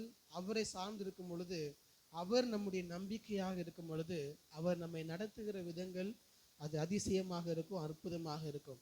இந்த வரக்கூடிய 5 நாட்களும் இதிலிருந்து நமக்கு முழுவதுமாக 1 மணி நேரம் ஜெபமாகத்தான் இருக்கும். ஒரு 5லிருந்து 10 நிமிடம் இந்த வசனத்தை வைத்து உங்களிடத்தில் இந்த வரக்கூடிய 5 நாட்கள் அதிகாலை ஜெபத்திலும் நான் உங்களோடு கூட பேசுவேன்.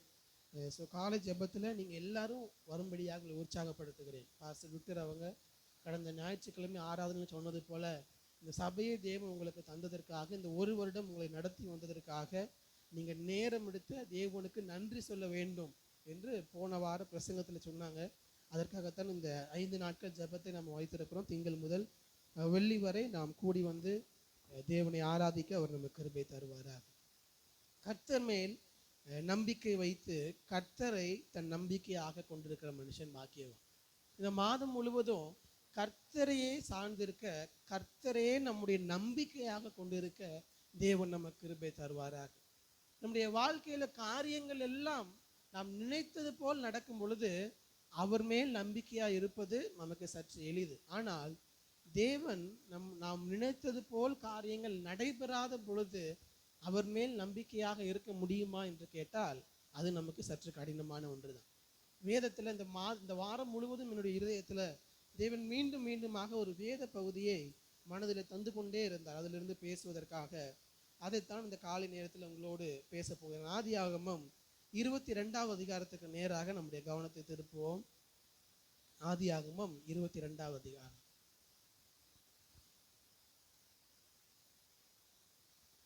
சிறு பிள்ளைகளிலிருந்து பெரியவர்கள் வரைக்கும் எல்லாருக்கும் பரிச்சயமான ஒரு வேத பகுதி. இந்த கதையை தெரியாதவர்கள் யாருமே இருக்க மாட்டீங்க. எல்லாருக்கும் தெரிந்த ஒரு கதை. எந்த பகுதி இருக்குது? ஆதியாகமம் 22ல 22. ஆதியாகமம் 22. 23. பக்கம் சொன்னீங்களா? ஓகே. என்ன பகுதி இருக்குது அந்த 22 ஆதியாகமத்துல? என்ன கதை இருக்குது? இவ்வளவு நேரமா யோசிக்கிறீங்க. ஈசாக்கு பலியிடுதல். ஆபிரகாம் ஈசாக்கை பலியிடுகிற சம்பவம். இதிலிருந்து நம்ம என்ன பிரசங்கம் பண்றது அப்படின்னு யோசித்தாலும் எல்லாருக்கும் இந்த கதை தெரியும். நம்ம சண்டே கிளாஸ்ல இருந்து பெரியவர்கள் வரை எல்லாருக்கும் இந்த கதை தெரியும். இங்க என்னென்ன நடக்குதுங்கிறது நம்ம எல்லாருக்கும் தெரியும். ஆனாலும் கூட வேகமாக இந்த வேத பகுதியிலிருந்து ஒரு சில காரியங்களே உங்களிடத்துல சொல்லி நான் ஜெபிக்க விரும்புகிறேன். எப்படி ஆபிரகாம் கர்த்தரை மாத்திரம் சார்ந்து கொண்டு கர்த்தரையே தன் நம்பிக்கையாக கொண்டு இருந்தார் என்பதை இந்த ஆதியாகமம் 22வது அதிகாரத்திலிருந்து நாம் தியானிக்க போகிறோம். 1வது வசனத்தை யாராவது ஒரு வாசியுங்கள். 22:1. இந்த காரியங்கள் நடந்த பின்பு தேவன் ஆபிரகாமை சோதித்தார்.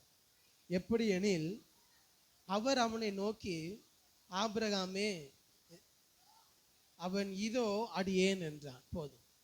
இந்த 22வது அதிகாரத்துல முதல் வசனத்துல வசனம் தெளிவாக சொல்லுகிறது, இந்த காரியங்கள் நடந்த பின்பு. நமக்கு பிரசங்கம் பண்ணும் பொழுது நிறைய விதங்களில் பிரசங்கம் பண்ணும். ஒரு சில வாரங்களில் ஒரு சில பாயிண்ட்ஸ் எடுத்திருப்போம். அந்த பாயிண்ட்ஸுக்கு ஏற்றாறு போல் நம்ம பிரசங்கம் இருக்கும். ஒரு சில நாட்களில் ஒரு வேத பகுதியை எடுத்து அதிலிருந்து நம்முடைய பிரசங்கம் இருக்கும். இன்னைக்கு எப்படின்னா, இந்த வேத பகுதியிலிருந்து நாம் என்னெல்லாம் கற்றுக்கொள்ள வேண்டும் என்பதை அடிப்படையாக கொண்டுதான் இன்றைக்கு பிரசங்கம் இருக்கும். அதனால கொஞ்சம் நீங்க கவனமாக கவனிக்கும்படியாக கேட்கிறேன். ஏனென்றால் பாயிண்டா சொல்லும் பொழுது அது கொஞ்சம் ஈஸியா இருக்கும் புரிந்து கொள்வதற்கும் கேட்பதற்கும். ஒரு வேத பகுதியிலிருந்து நாம் கற்றுக்கொள்ளும் பொழுது அது கொஞ்சம் கடினமாக இருக்கும். ஆனாலும் முடிந்தவரை எளிமையாக உங்களுக்கு நான் இதை எடுத்து சொல்லுகிறேன். நீங்கள் கவனத்தோடு தேவன் உங்களோடு பேசுகிற காரியங்களை குறிப்பெடுத்து கொண்டு வரும்படியாக உங்களை உற்சாகப்படுத்துகிறேன். முதல் வார்த்தையிலே சொல்லுகிறார், இந்த காரியங்கள் நடந்த பின்பு. அப்படின்னா என்ன அர்த்தம்? இதுக்கு முன்பதாக சம்திங் ஹேஸ் ஹேப்பன், ஏதோ நடந்திருக்கிறது. அது நடந்ததற்கு பின்பு ஆண்டவர் என்ன பண்றாருன்னா ஆபிரகாமுக்கு ஒரு சோதனையை கொடுக்கிறார். இன்னும் சொல்ல போனா அது சோதனை அல்ல, ஆங்கிலத்தில் காட் டெஸ்டட் ஹிம். சோதனை என்றால் டெம்டேஷன், ஆனால் இதுல சொல்லப்பட்டது டெஸ்ட். தேவன் அவனுக்கு ஒரு பரீட்சையை கொடுக்கிறார், அதுதான் சரியான வார்த்தை. அப்ப எந்த காரியங்களுக்கு பின்பு இதை தேவன் அனுமதிக்கிறார் என்று பார்த்தால் 21ஆம் அதிகாரத்தை வீட்டில் போய் வாசிச்சு பாருங்க. அங்கே ஆகாரையும் இஸ்மவேலையும் ஆபிரகாம் என்ன பண்றாருன்னா வீட்டிலிருந்து வெளியே அனுப்பி விடுகிறார். ஆகாரையும் இஸ்மவேலையும் வீட்டிலிருந்து அனுப்பிவிட்டு காரியங்கள்லாம் முடிஞ்சிருக்குது. அப்பந்தான் ஆண்டவர் என்ன பண்றாரு, ஒரு பரீட்சையை அவனுக்கு கொடுக்கிறார். அவனுடைய மூத்த மகன் ஆக்சுவலா யார் தான் அப்படின்னா இஸ்மவேல் தான். இஸ்மவேலும் ஆகார் சாராளினுடைய அடிமை பெண், அவளை திருமணம் செய்து அவள் மூலமாக இவனுக்கு முதல் மகனாக இஸ்மவேல் பிறக்கிறான். அதற்கு அப்புறம் தேவன் சாராளை ஆசீர்வதிக்கிறார். சாராளுக்கு தேவன் ஒரு குழந்தையை தருகிறார். சாராளுடைய குழந்தையை வளர்ந்து வரும் பொழுது என்ன நடக்கிறது என்றால் சாராள் ஆகாரை அங்கிருந்து அனுப்ப சொல்லுகிறார் ஆபிரகாம் இடத்துல. உடனே ஆபிரகாம் என்ன பண்றாரு, ஆகாரையும் தன்னுடைய மூத்த மகனையும் அந்த வீட்டிலிருந்து அனுப்புகிறார். ஃபர்ஸ்ட் சுவிட்ச் அனுப்புகிறார். ஸோ அனுப்பிச்சாச்சு, ஆகாரையும் இஸ்மவேலும் அனுப்பியாச்சு. அதுக்கப்புறம் அவனுடைய வாழ்க்கையில தான் தேவன் இந்த பரீட்சையை அவருக்கு தருகிறார். என்ன பரீட்சை என்றால் அதை பார்ப்பதற்கு முன்பதாக மிக முக்கியமாக ஒரு காரியத்தை சொல்ல விரும்புகிறேன். தேவன் அவனை பார்த்து சொல்லுகிறார், அவர் அவனை நோக்கி ஆபிரகாமே என்றார், அவன் இதோ அடியேன் என்றார். இந்த வசனத்தை எல்லாரும் பார்க்குறீங்களா? அந்த வசனத்தை, அவர் ஆபிரகாமே என்றார், அவன் இதோ அடியேன் என்றார். இந்த முதல் வசனத்திலேயே நாம் கற்றுக்கொள்ள வேண்டிய மிக முக்கியமான ஒரு பாடம் இருக்கிறது. அநேக நேரத்துல தேவன் நம்மிடத்துல பேச விரும்பும் பொழுது அல்லது தேவன் நம்மிடத்துல பேச முயற்சிக்கும் பொழுது நிறைய நேரங்களில் தேவனுடைய சத்தத்தை கேட்கிற இடத்தில் நாம் இருப்பதில்லை.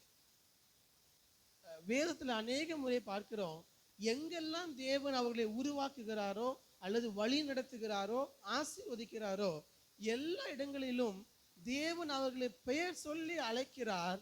அழைக்கும் பொழுது அவர்கள் இதோ நான் இருக்கிறேன் ஆண்டவரே, இதோ அடியேன் என்று தங்களை அந்த இடத்தில் தேவனுடைய சத்தத்திற்கு செவி கொடுக்கிறவர்களாக இருக்கிறார்கள். நம்முடைய வாழ்க்கையில தேவன் ஒவ்வொரு நாளும் நம்மோடு கூட பேசி கொண்டுதான் இருக்கிறார். ஆனால் அவருடைய சத்தத்திற்கு நாம் செவி கொடுத்து கொண்டிருக்கிறோமா? ஒவ்வொரு நாளும் அவருடைய சத்தத்தை கேட்கிறோமா? அல்லது அவருடைய சத்தத்தை கேட்கிறதுக்கு நேரம் தான் எடுக்கிறோமா? சற்று யோசித்து பாருங்கள். இந்த காலை ஆராதனைக்கு வருகிறோம். 2 விதங்களில் காலை ஆராதனையை நாம் பார்க்கலாம். 2 விதங்களில். ஒன்று, கிறிஸ்தவனாக பிறந்து விட்டோம் அல்லது கிறிஸ்தவனாக மாறிவிட்டோம். அதனால் என்ன பண்ணணும், கண்டிப்பாக ஞாயிறு தோறும் ஆராதனையில் அட்டென்ட் பண்ணணும். இல்லை என்றால் பாஸ்டர் என்ன பண்ணுவாரு, ஏன் வரலன்னு கேட்பாரு. அல்லது வேற யாராவது சர்ச்சில் இருக்கிறவங்க ஏன் வரலன்னு கேட்பாங்க. இது ஒரு கடமை. ஞாயிறு ஆராதனைக்கு போயிட்டா நமக்கு ஒரு கிறிஸ்தவனாக நம்முடைய கடமை ஞாயிறு ஆராதனைக்கு செல்வது. அதற்காக வருகிறது ஒரு புறம். இன்னொரு புறம் ஞாயிறு ஆராதனைக்கு வரும் பொழுது ஆண்டவர் இந்த ஞாயிற்றுக்கிழமை என்னோடு என்ன பேச போகிறார், இந்த ஞாயிற்றுக்கிழமை நான் என்ன கற்றுக்கொள்ள வேண்டும், நான் எதை சரி செய்ய வேண்டும், தேவன் எப்படி என்னுடைய வாழ்க்கையை முன்னோக்கி நடத்த போகிறார், அவருடைய சத்தத்தை கேட்க வேண்டும் என்கிற இருதயத்தோடு வருவது இன்னொரு புறம். யோசிச்சு பாருங்க, இந்த காலை ஆராதனைக்கு வரும் பொழுது நம்ம இந்த 2 சைடில் எந்த சைடு நம்முடைய இருதயம் இருக்கிறது யாருக்கும் தெரியாது, உங்களுக்கு மட்டும்தான் தெரியும். நம்ம ஆராதனைக்கு வருவது என்னுடைய கடமை. ஒரு கிறிஸ்தவனாக நான் வர வேண்டும் அல்லது ஒரு கிறிஸ்தவனாக நான் தினந்தோறும் ஜெபிக்க வேண்டும், தினந்தோறும் வேதத்திலிருந்து வாசிக்க வேண்டும் என்கிற கடமையை செய்து விட்டால் தேவன் நம்மை ஆசீர்வதித்து விடுவார் என்று செய்தால் அது பிரயோஜனம் இல்லாது. ஏனென்றால் ஜெபமாக இருக்கட்டும், நம்முடைய வேத வாசிப்பாக இருக்கட்டும், சபைக்கு வருகிற ஆராதனையாக இருக்கட்டும், இது எல்லாம் எதற்காக என்றால் தேவன் நம்மோடு கூட பேசுவதற்காக தான். நாம் தேவனோடு பேசுவதற்காக, தேவன் நம்மோடு பேசுவதற்காக. ஆராதனையிலேயோ நம்முடைய தனி ஜெபத்திலேயோ நம்முடைய தனி வேத தியானத்திலேயோ தேவன் நம்மோடு பேசவில்லை என்றால் நாம் அதை எல்லாம் கடமையாகத்தான் செய்து கொண்டிருக்கிறோம்.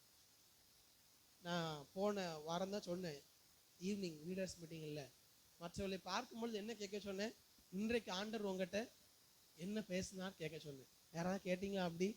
நானும் யார்ட்டையும் கேட்கல. ஆனாலும் பரவாயில்ல, இந்த வாரத்தில் கேளுங்க. எங்கள் வீட்டில் கேட்போம், நானும் பாஸ்டர்மா கேட்போம், வெளியே யார்ட்டையும் கேட்கல.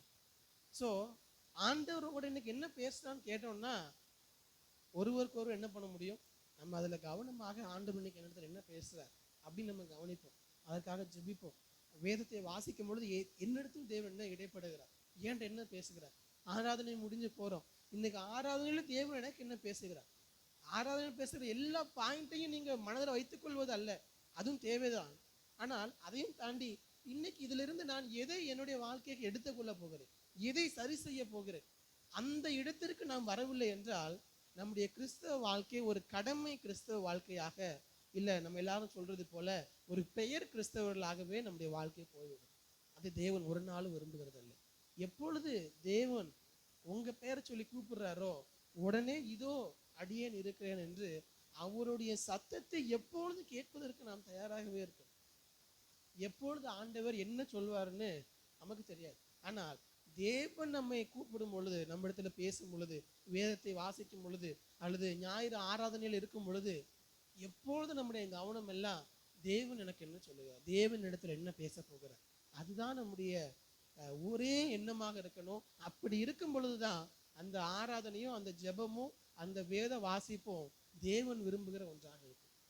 ஸோ அதை முதலாவது இந்த ஆபிரகாமுடைய வாழ்க்கையை நம்மால் பார்க்க முடியுது. ஆபிரகாம் என்றார் அவன் இதோ அடியேன் என்றான். உடனடியாக தேவன் அழைத்த உடனே அவன் உடனடியாக தேவனோடு பேசுகிறான். அங்கே தேவன் அவனுக்கு சொல்லுகிற காரியங்களை பாருங்க. 2வது வசனத்தை வாசியுங்கள். அப்பொழுது அவர் உன் புத்திரனும் உன் ஏகசுதனும் உன் நேசகுமாரனும் ஆகிய ஈசாக்கை நீ இப்பொழுது அழைத்து கொண்டு மோரியா தேசத்துக்கு போய் அங்கே நான் உனக்கு குறிக்கும் மலைகளில் ஒன்றின் மேல் அவனை தகன பலியாக பலியிடு என்றார். நம்ம எல்லாருக்கும் தெரிந்திருந்தாலும் இந்த 2வது வசனத்தை பார்க்கும் பொழுது தேவன் இப்படி சொல்லியிருக்கலாம், உன் மகனை என்ன பண்ணு பலியிடுன்னு சொல்லியிருக்கலாம். ஆனால் ஆண்டவர் என்ன சொல்றார் பாருங்க, உன் புத்திரனும் உன் ஏகசுதனும் உன் நேசகுமாரனுமாகிய ஈசாக்கை பலின்னு சொல்றார். யோசிச்சு பாருங்க. இன்னைக்கு கல்யாணம் எல்லாருக்குமே தெரியும், கணவன் மனைவியாக இருக்கிறோம். கணவன் மனைவியாக இருக்கும் பொழுது கணவன் மனைவி ஒருவருக்கு ஒருவர் நம்முடைய அன்பு முழுவதுமாக பரிமாறிக்கொள்வோம். ஆனால் குழந்தை ஒன்று வந்தோடனே என்ன ஆயிரும், கல்யாணம் ஆகி 10 மாதத்துல குழந்தை பிறக்கிறது. பிறந்த உடனே என்ன ஆயிரும், கணவனுடைய அன்பாக இருக்கட்டும் மனைவியோட அன்பாக இருக்கும், யார் மேல இருக்கும், குழந்தையின் மேல இருக்கும். ஸோ கல்யாணம் ஆகி 10 மாதத்தில் குழந்தை பிறந்தாலே நம்முடைய உலகமே நம்முடைய குழந்தையாக மாறிவிடும் என்றால், ஒரு 5 வருடம் கழிச்சு குழந்தை பிறக்குன்னு வச்சுக்கோங்களேன், அல்லது ஒரு 10 வருடம் குழந்தைக்காக காத்திருந்து தேவன் ஒரு குழந்தையை தருகிறார். அப்பொழுது அவர்களுக்கு எப்படி இருக்கும்? 10 வருடம் கழித்து குழந்தை பிறந்தார், அவங்களுக்கு குழந்தையை தவிர இந்த உலகத்தில் எதுவுமே பெரியதாக இருக்காது. அப்போ ஆபிரகாமை யோசிச்சு பாருங்க, 25 வருடம் கழித்து தேவன் ஒரு குழந்தையை தந்திருக்கிறார். அப்படித்தானே? 75 வயதுல தேவன் வாக்குத்தத்தத்தை தருகிறார். குழந்தை பிறக்கும் பொழுது வயது 100. அப்போ 25 வருடம் கழித்து ஆபிரகாமுக்கு தேவன் ஒரு குழந்தையை தருகிறார் என்றால் அவன் எப்படி அந்த குழந்தையை வளர்த்திருப்பான், எவ்வளவு அன்பு அந்த குழந்தையின் மேல் ஆபிரகாமுக்கு இருந்திருக்கு. யோசிச்சு பாருங்க. அவ்வளவு எல்லாமே அவனுக்கு இந்த உலகத்தில் அவனுக்கு எல்லாமே யாராக தான் இருந்திருப்பாங்க, அவனுடைய மகன் ஈசாக்காக தான் இருந்திருக்கு. அதுவும் எத்தனை ஆண்டுகள் என்றால் வாசிக்கும் பொழுது 12 ஆண்டுகள், 12 வயதில் தான் அந்த சம்பவம் நடக்கிறது. அப்போ அவன் ஈசாக்கு பிறந்ததிலிருந்து 12 வருடங்களாக என்ன பண்ணியிருப்பானா, ஈசாக்குக்கு வேண்டி எல்லாவற்றையும் செய்து அவனை எவ்வளவு தூரம் இவன் நன்றாக வைத்துக் கொள்ள முடியுமோ அவ்வளவு நன்றாக வைத்திருந்திருப்பான். எல்லா காரியத்தையும் கொடுத்து திடீரென்று ஆண்டவர் சொல்லுகிறார், உன் புத்திரனையும் உன் ஏகசுதனையும் உன் நேசகுமாரனையும் போய் பலியிடு அப்படின்னு சொல்றார். ஒருவேளை ஆபிரகாமுடைய இடத்தில் நீங்களோ நானோ இருந்திருந்தா என்ன பண்ணியிருப்போம்? யோசிச்சு பாருங்க. நீங்களோ நானோ ஆபிரகாமுடைய இடத்தில் இருந்திருந்தால் நான் சொல்றேன், கண்டிப்பாக வாய்ப்பே கிடையாது செய்வது. ஏனென்றால் எனக்கு என்னுடைய உயிருக்கு மேலாக என்னுடைய குடும்பம், என்னுடைய குழந்தைகள், என்னுடைய பிள்ளைகள், அதை எப்படி நான் கொடுக்க முடியும்? வாய்ப்பே இல்லை. நான் வேணா என்ன பண்ணிக்கிறேன், என்ன வேணா கொடுக்குற ஆண்டவர், என்னுடைய மகனை கொடுக்க முடியாது. அதுதான் நம்மளுடைய பதிலாக இருக்கும். ஆனால் ஆபிரகாமுடைய வாழ்க்கையில பாருங்க, இந்த வசனத்தை கேட்டுட்டு எனக்கு நேற்று தியானிக்கும் பொழுதும் ஆபிரகாமுடைய இருதயத்துல என்னென்ன கேள்வியெல்லாம் வந்திருக்கும் யோசிச்சு பாருங்க. அதெல்லாம் நமக்கு இங்க கொடுக்கப்படலை. ஆனால் ஒரு அப்பாவாக தேவன் ஆபிரகாம் என்னெல்லாம் யோசிச்சிருப்பார். 25 வருஷம் காத்திருந்தோம், இப்பொழுதுதான் குழந்தை பிறந்துச்சு. உடனடியாக ஆண்டவர் இப்படி கேட்குறாரு, அடுத்து எத்தனை வருஷம் காத்திருக்கணுமோ, இந்த குழந்தை போனா உயிரோட வருமா, எப்போ அடுத்து நமக்கு தேவன் தந்த வாக்கு தத்தங்கள்லாம் எப்போ நிறைவேறும், இப்படி அநேக கேள்விகள் ஆபிரகாமுடைய இருதயத்துல கண்டிப்பாக இருந்திருக்கும். இன்னும் சொல்ல போனா ஆபிரகாம் எப்படி ஆதியாகமம் 12ஆம் அதிகாரத்துல தேவன் என்ன கேட்டாரு, உன்னுடைய குடும்பம் எல்லாவற்றையும் விட்டு விட்டு என்ன பண்ணு, என்ன பின்பற்றி வான்னு சொன்னார். அது ஆபிரகாமுக்கு ஈஸியா இருந்திருக்கும்னு நினைக்கிறேன். கஷ்டம்தான், ஆனாலும் இதை கம்பேர் பண்ணும் பொழுது அது கொஞ்சம் ஈஸியா இருந்திருக்கும். அவனுடைய அப்பா அம்மா அவனுடைய உறவுகள் எல்லாவற்றையும் விட்டு விட்டு ஆண்டு வர சொன்னார். இந்த பகுதியை நான் எப்படி பார்க்கிறேன்னா, ஆபிரகாமுக்கு தேவன் தருகிற 2வது அழைப்பாக தான் நான் பார்க்கிறேன். அங்க அவனுடைய குடும்பத்தை எல்லாம் விட்டுட்டு வந்த ஆபிரகாம் இங்க மீண்டும் என்ன பண்ணிட்டாருன்னா, அவனுடைய மகன் மேல் அவனுடைய அன்பு முழுவதும் போயிடுச்சு. ஆண்டவர் மீண்டுமாக அங்க ஒரு அழைப்பை கொடுக்கிறார். எப்படி உன்னுடைய குடும்பத்தெல்லாம் விட்டு வந்தியோ, இப்போ என்ன பண்ணு, உன்னுடைய மகனை விட்டு விட்டு என்னிடத்துல வா அப்படின்னு ஆண்டவர் சொல்லுகிறார். இது நம்ம எல்லாரும் கற்றுக்கொள்ள வேண்டிய மிக முக்கியமான ஒரு காரியம். இந்த உலகத்தில் நமக்கு நிறைய காரியங்கள் நமக்கு முக்கியமானவைகளாக இருக்கலாம். நம்முடைய பிள்ளைகளாக இருக்கட்டும், நம்முடைய குடும்பமாக இருக்கட்டும், நம்முடைய கணவனாக, மனைவியாக, நம்முடைய பெற்றோர், பிள்ளைகள், நம்முடைய வேலை, நம் வாழ்வதற்கான பொருளாதாரம், இவை எல்லாமே நமக்கு முக்கியம்தான், இன்னும் சொல்லலை. ஆனால் இவைகளில் எதுவுமே எங்க வந்துடக்கூடாது அப்படின்னா, நம்முடைய வாழ்க்கையில் தேவன் இருக்கிற இடத்தில் இவை எதுவுமே வந்து விடக்கூடாது. இதில் ஏதாவது தேவன் இருக்க வேண்டிய இடத்தில் வந்து விட்டால் தேவன் அதை ஒரு நாளும் விரும்புகிறதே இல்லை, ஒரு நாளும் விரும்புகிறதே இல்லை. அதைத்தான் யாத்ராம் 20ஆம் அதிகாரத்தில் சொல்லுகிறார், என்னையன்றி உனக்கு வேறே தேவர்கள் உண்டாயிருக்க வேண்டும். ஸோ அவர் ஒருவரே நமக்கு தேவன். தேவன் இருக்க வேண்டிய இடத்தில் நம்முடைய வாழ்க்கையில் வேறு எதற்கும் என்ன பண்ணிடக்கூடாதுன்னா இடம் கொடுத்து விடவே கூடாது. அது யாராக இருந்தாலும் என்றால் நம்முடைய பிள்ளைகளாக இருந்தால். இன்னைக்கு அநேக பெற்றோர் பிள்ளைகள் என்று வரும்பொழுது அந்த இடத்துல என்ன பண்ணிடுறோம் அப்படின்னா கொஞ்சம் இடம் கொடுத்துடுறோம். இல்லவே இல்லை. தேவனா பிள்ளைகளா என்று கேட்டால் முதலாவது உங்களுக்கு யாராக தான் இருக்கணும், தேவன் தான். நம்ம நினைக்கலாம், பாஸ்டர் வயசான காலத்துல யார் தான் பார்க்கணும், பிள்ளைகள் தானே பாஸ்டர் பார்க்கணும். அதற்காக தேவனை விட்டு விட்டு பிள்ளைகளை நாம் பிடித்து கொண்டால் அது ஒரு நாளும் நமக்கு ஆசீர்வாதமான ஒன்றாக இருப்பதற்கு வாய்ப்பே இல்லை, வாய்ப்பே இல்லை. நீங்கள் தேவனை பிடித்து கொள்ளுங்கள். யோசிச்சு பாருங்க, இந்த சம்பவத்துக்கு அப்புறம் ஈசாக்கும் ஆபிரகாமும் எப்படி இருந்திருப்பாங்க, எப்படி இருந்திருப்பாங்க, எவ்வளோ கஷ்டமா இருந்திருக்கும். அதுக்கப்புறம் ஈசாக்கு ஆபிரகாமோட இருந்தாரானே தெரியாது. வேதத்தின்படி சொல்லணும்னா இந்த சம்பவத்துக்கு அப்புறம் ஈசாக்கு ஆபிரகாமோட இல்லை, தனித்தனியாக தான் வாழ்ந்திருக்கிறார்கள். அதைத்தான் சொல்லுகிறது. அப்போ எவ்வளவு கடினமான ஒன்று. ஆனாலும் தேவனா அந்த செயலில் எதை வைத்தாலும் சரி நம்ம சூஸ் பண்ண வேண்டியது தேவன் தான். அது உங்கள் கணவனாக இருக்கட்டும், மனைவியாக இருக்கட்டும், பிள்ளைகளாக இருக்கட்டும், உங்களுடைய பொருளாதாரமாக இருக்கட்டும், உங்களுடைய வாழ்க்கையில உங்களுக்கு எதெல்லாம் மிகப்பெரியது, உங்களுடைய எல்லா சந்தோஷத்துக்கு காரணம் எதுவாக இருந்தாலும் சரி, அதுவா தேவனான்னு கேட்டா நம்முடைய வாழ்க்கையில் நாம் தேர்ந்தெடுக்க வேண்டியது தேவன் தான். அது ஈஸியான விஷயம் கிடையாது, ரொம்ப ரொம்ப கடினமான ஒன்று. அதுதான் ஆபிரகாமுடைய வாழ்க்கையில பார்க்கிறோம். அவனுடைய ஒரே பேரான குமாரனை கொடுப்பது என்பது அவனுக்கு அவ்வளவு எளிதான விஷயம் அல்ல. ஆனாலும் கூட ஆபிரகாம் என்ன பண்றாரு பாருங்க. 3வது வசனத்தை வாசிங்க. 3வது வசனம். ஆபிரகாம் அதிகாலையில் எழுந்து தன் கழுதையின் மேல் சேணம் கட்டி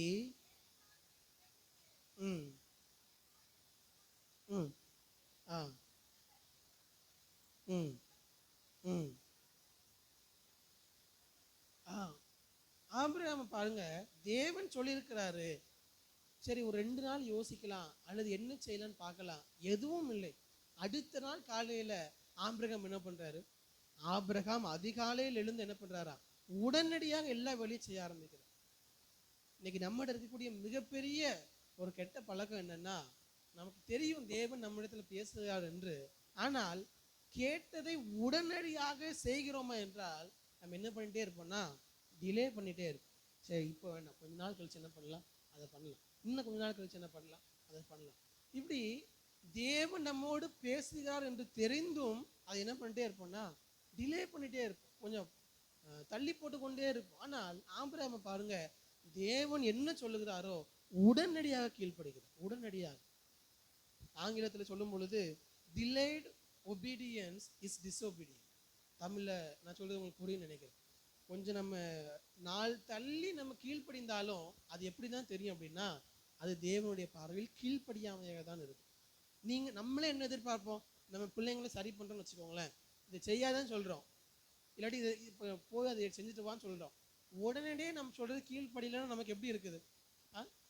கொஞ்ச நேரம் கழித்து அவங்க செய்கிறாங்கன்னு வச்சுக்கோங்களேன், உடனடியாக நம்ம சொல்வதை அவங்க கேட்கலன்னா நம்ம இருதயத்தில் எவ்வளோ டென்ஷன் ஆகுது, எவ்வளோ கோபம் வருது, நமக்கு என்ன ஃபீல் ஆயிடுது. உடனே அவங்க நம்ம சொல்கிறதுக்கு என்ன பண்ணல, மதிக்கலை, நமக்கு கீழ்ப்படியலைங்கிற எண்ணம் வந்துடுது. ஆனால் அவங்க என்ன செய்வாங்கன்னா கொஞ்ச நேரம் கழித்து போகிறதான் சொல்லுவாங்க. அதுவும் அல்ல, தேவன் நம்மிடத்தில் பேசுகிறாருன்னா உடனடியாக கீழ்ப்படியுது. அதுக்கு பேர் தான் தேவன் விரும்புகிற கீழ்ப்படிதல். அதைத்தான் ஆபிரகாம் செய்கிறார், உடனடியாக கீழ்ப்படுகிறார். எப்படி பாருங்க, நைட்டு தேவன் சொல்லியிருக்கிறாரு, தேவன் சொன்னதுக்கு அப்புறம் தூங்கினாரான கூட தெரியல, அதிகாலையிலே எழுந்து என்ன பண்றாரு, உடனடியாக எல்லா காரியங்களும் அரேஞ்ச் பண்ணுது. நம்மளா இருந்தா என்னென்ன எக்ஸ்கியூஸ்லாம் கொடுத்துருப்போம், ஆண்டவரே இப்போ வேண்டாம், கொஞ்சம் நாள் ஆகட்டும், நான் கொஞ்சம் யோசிச்சுக்கிறேன், என்னுடைய மனைவிட்ட கேட்டுக்கிறேன், என்னுடைய குடும்பத்தில் எல்லாத்தையும் பேசிக்கிறேன், ஏன் ஆண்டவரே, எத்தனை கேள்விகள் கேட்டிருப்போம் ஆண்டவரிடத்துல, ஏன், எதற்கு, எப்படின்னு. இது ஆபிரகாமுக்கு புரிந்திருக்குமா என்றால் புரிந்திருக்கவும் செய்யாது கண்டிப்பாக. ஏன் ஆண்டவர் இதை செய்ய சொல்லுகிறார், எதற்காக இப்படி செய்கிறார் தெரியாது. ஆனாலும் நமக்கு புரிகிறதோ புரியலையோ, தேவன் ஒரு சில வார்த்தைகள் நம்முடைய வாழ்க்கையில சொல்லும் பொழுது நம்மால் ஏற்றிக்கொள்ள முடியாவிட்டாலும் சரி, நமக்கு புரியாவிட்டாலும் சரி, தேவன் சொல்லும் பொழுது அதற்கு கீழ்ப்படிய வேண்டும் என்கிற எண்ணம் நமக்கு வந்தால் மட்டும்தான் அதற்கு உடனடியாக கீழ்ப்படுகிறேன் என்று தேவனை மாத்திரம் சார்ந்து கொள்ளும் பொழுது, தேவன் என்ன சூழ்நிலைக்காக எதற்காக அதை அனுமதித்தாரோ அந்த பாதையில் நம்மை நேர்த்தியாய் நடத்தி செல்ல அவர் போதுமானவராக இருக்கிறார். ஹல்லேலூயா, ஹல்லேலூயா.